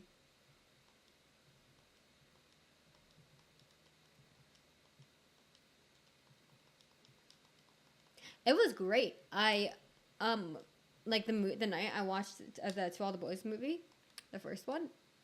I quote I like turned in early for the night, and instead of sitting at my computer and watching it, I plugged my phone into the projector and watched it from bed that way. It was a great cozy night.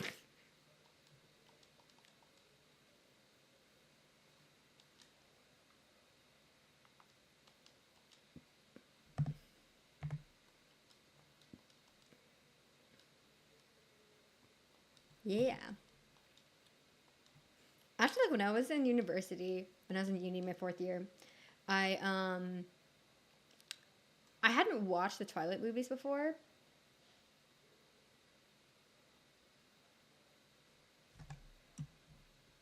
I don't know who that is. I had to look that up.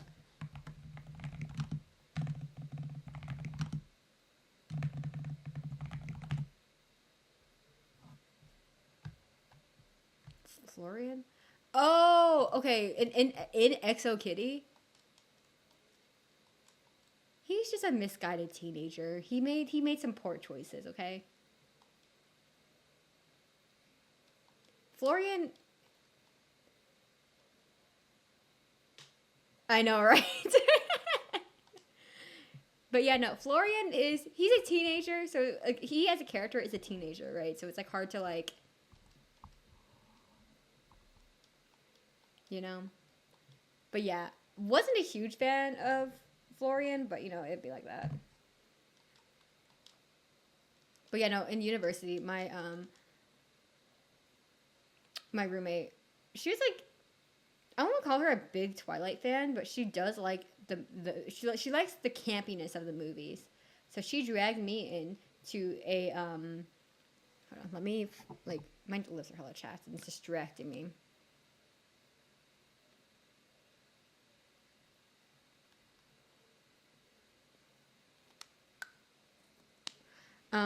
She dragged me into a Twilight movie night. And however, she was on like medicine that made her like really sleepy. So we spent like what 4 nights. Hold on. I guess what 4 or 5 nights. How many are there? 5 movies? Whatever. We did one movie a night. Um, and it wasn't consecutive because our stories didn't align up. And it she fell asleep. She fell asleep like so. She fell asleep during the movie every single time. I was like, I was like, bro, what are you doing? You're falling asleep. And she's like, sorry. And I'm like, no, it's okay. I'm messing with you. Like I didn't mind, but like, man, she fell asleep.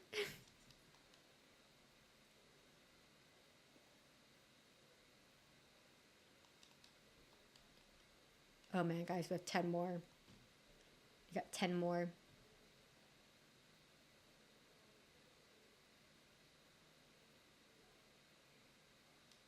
Oh yeah.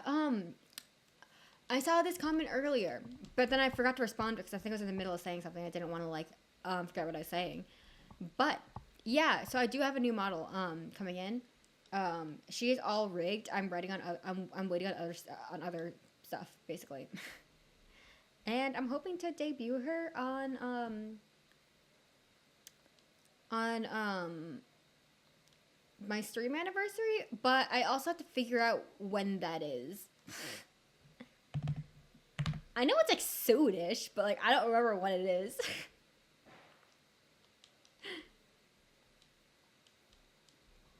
And I don't know how you would figure that out. Like, if not, we will just make up a day, call it, and call it. I sort of had joking. I think it's in March, but I don't know. When did Princess Peach show come out? I could probably reverse engineer it.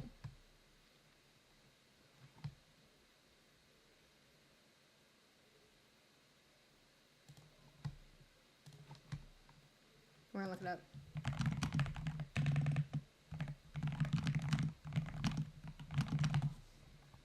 Okay, March. Okay. End of March.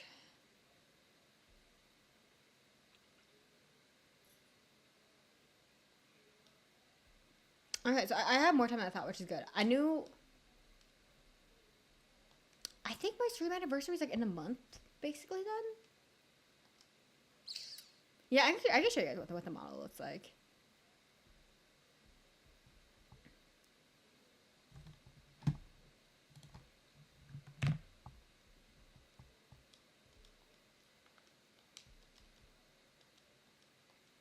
I'll show you guys. I'll show you guys once we're like ending. So it'll take a little second. But yeah.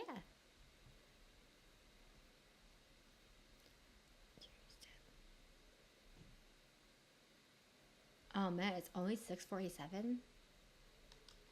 All right, Pog.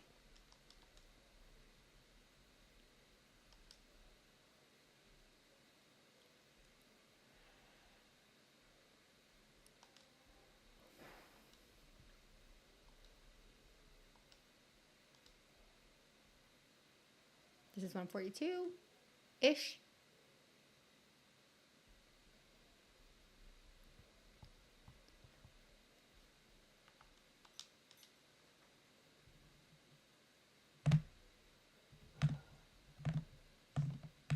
Oh my god, I was missing the 2 button like repeatedly. Every single time. I don't know, man.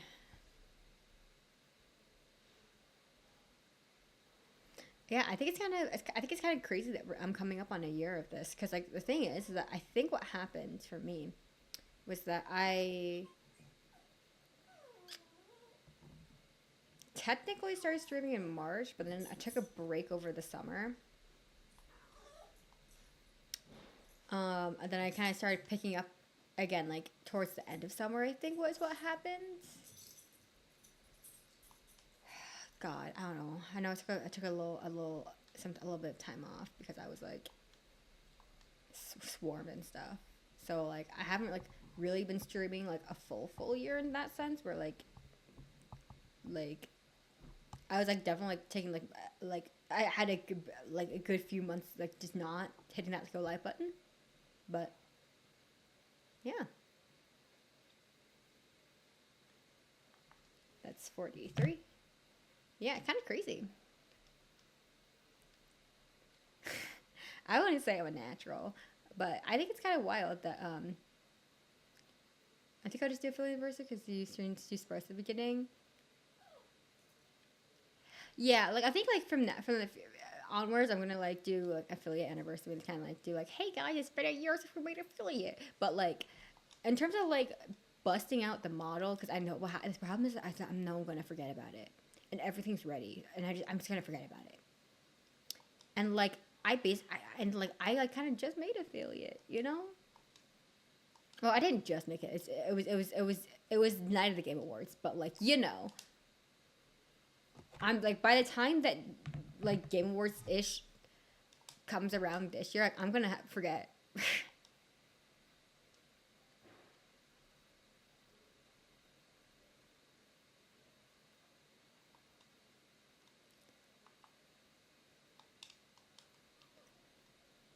But oh yeah, thank you guys. I appreciate like everyone hanging out in chat and lurking, and yeah, it's a fun time. Like I honestly didn't think that I would I know everyone says this, but like I honestly didn't really think I was gonna be here like in this position in terms of streaming, but like it's kind of nice. And the wild bit is that like okay, here's the funny thing. If I have like a shitty day, like I know that my stream is gonna be popping somehow. Like Tuesday was kind of a shitty day. Stream was popping Tuesday. Day of the Game Awards. a shitty thing fell through with with a job interview, and it would have been like a one round, one and done. They said it was basically it was basically a formality, and then like they like shit fell through, and it was so upsetting. It was so frustrating, because things were gonna line up like really well in my personal life if it had gone through, but then I hit affiliate that night,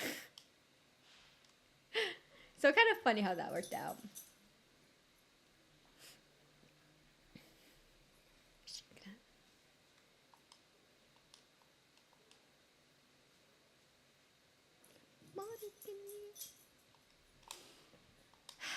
But yeah, and I'm like, I'm happy to be able to make like these connections to like to y'all and to like hang out and like everyone else's streams and stuff as much as I can, you know.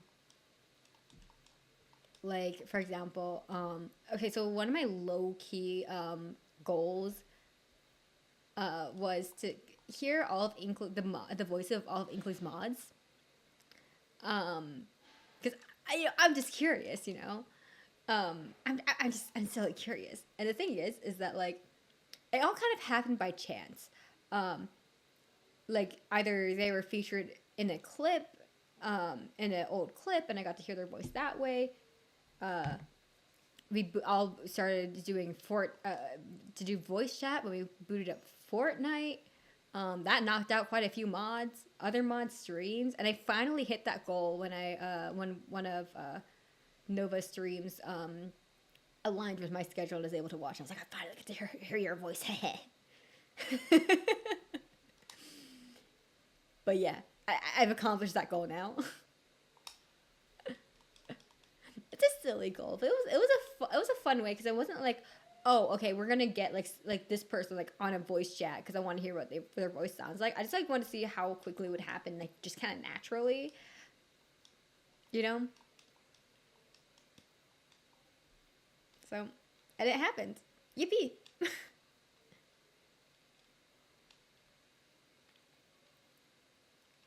And like I think one of the benefits about streaming is that like I think before I started streaming, I was like, I think it's pretty common, but like I was like pretty self conscious about like the way that my voice sounds, understanding, you know, that like other people hear my voice the way that it is, but like you know, like you never like hearing yourself like in recordings and shit.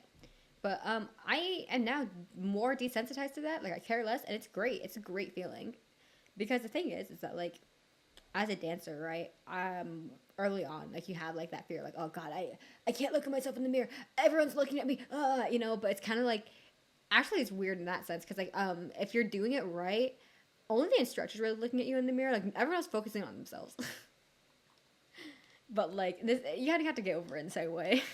No one cares. Oh man, we are coming up to the end, huh? The thing is, I'm gonna dig through my files to find like the little sneak peek that the rig artist, not rig artist, the model artist gave me of Little Guide.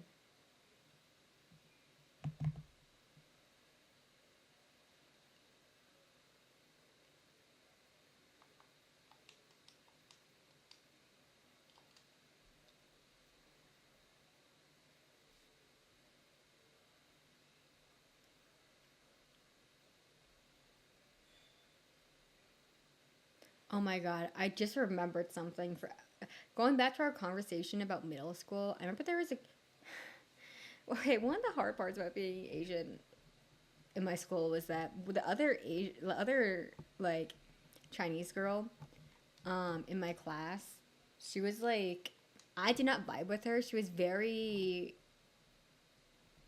I'm more of a quiet person, and she was like very loud and very quick to feeling. Okay, let me rephrase this. I am become more of a quiet person, and I'm a lot more of a stoic person. So she was kind of the opposite in that way. She was a louder person. She felt a lot of emotions a lot more immediately and a lot more intensely. And like you know, it comes to it. Like I just didn't vibe with her, and it turns out a lot of people I found out would later didn't vibe with her. But like, I remember, I don't know where I was going with that. Never mind. I had a point. I can't remember. Anyways, back to the resetting.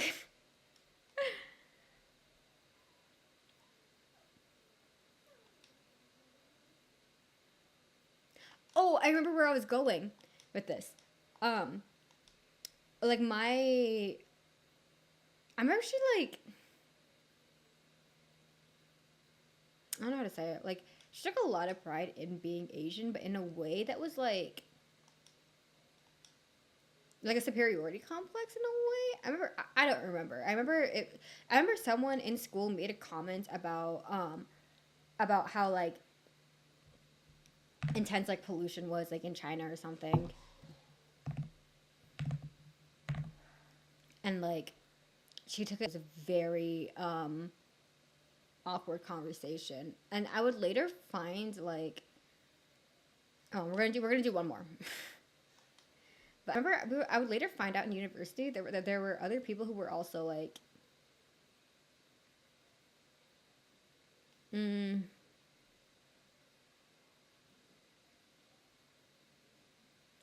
like, oh, you're not a real Asian if you do X Y Z.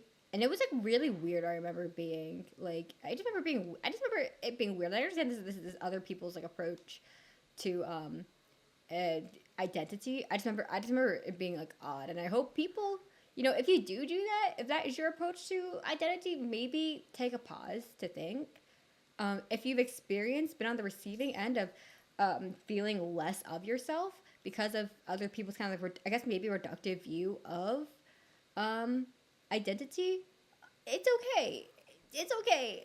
You're not any less for not. You're not any less. And also, we failed. Okay.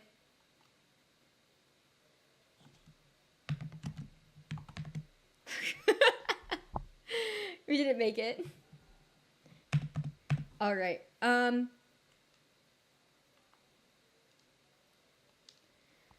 Okay. Let me find.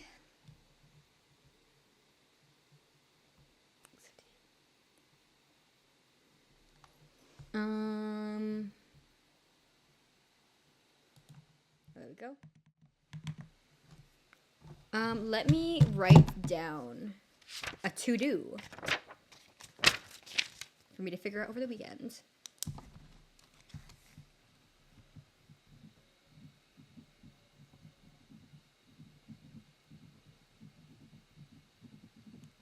Pog. Let me pull up what I will maybe eventually look like.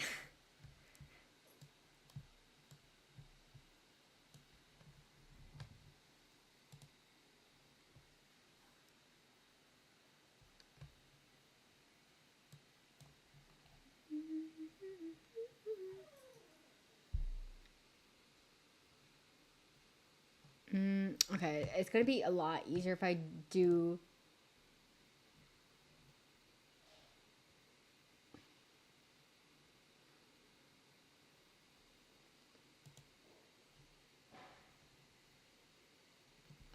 Okay.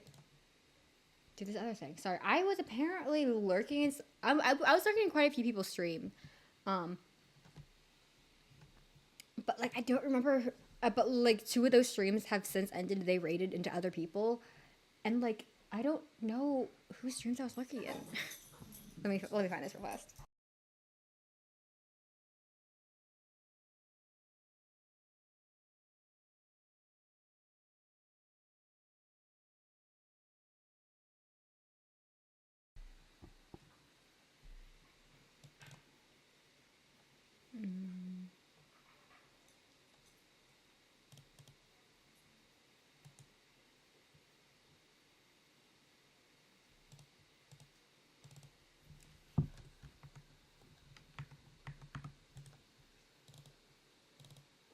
Oh no, it won't let me. It won't let me do the thing that I wanted to do. Okay, Pog. Um, Let me try this.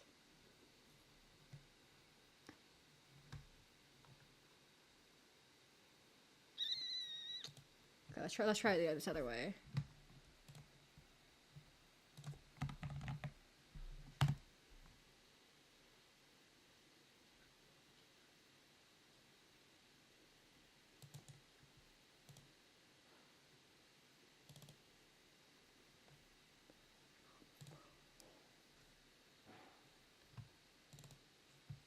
There it is. Okay.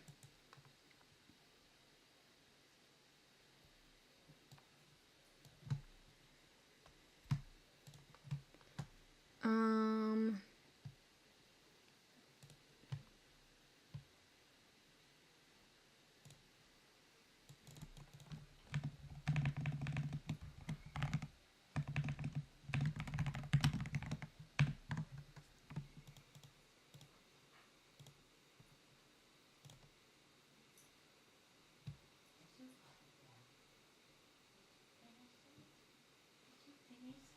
Mommy, take your potty.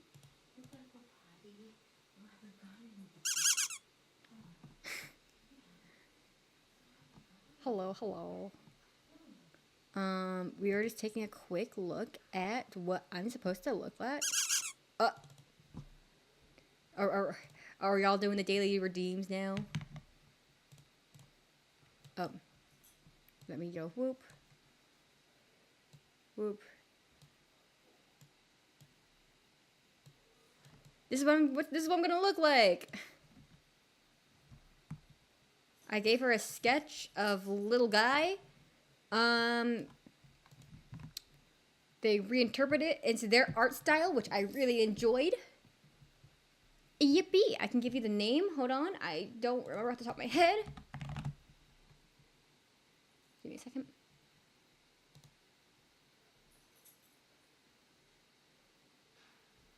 Okay, I'm gonna type it on for you guys.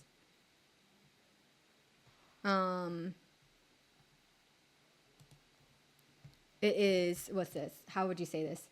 Solely Soul? It is, hold on. Soul.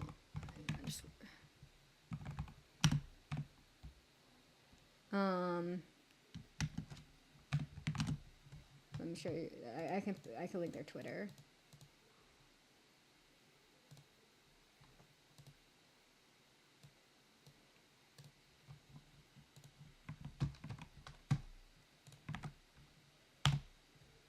That's them if you want to check them out. They're very cute. They're a very cute art style. I am a fan, you know.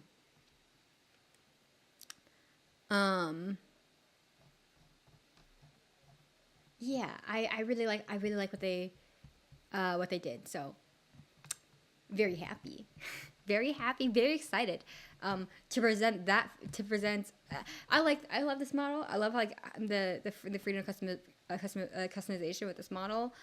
But you know, we've been working with the model artist, the rig artist, for a really long time to for a good while to like kind of get her up and running. So and then yeah. I'm excited. I'm excited. So yeah, I guess you can expect that at the beginning of April, end of March, ish, assuming that this other thing gets done in time. Oh God, does it say that I'm still in Fortnite category for you guys or no?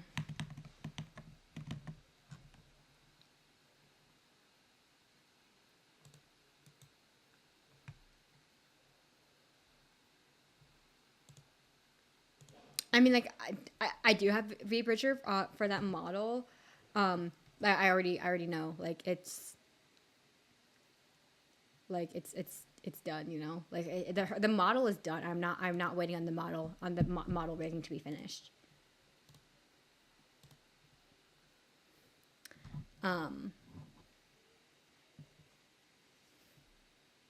Yeah, but yeah, I'm excited. I'm excited. Okay, let's find somebody to raid.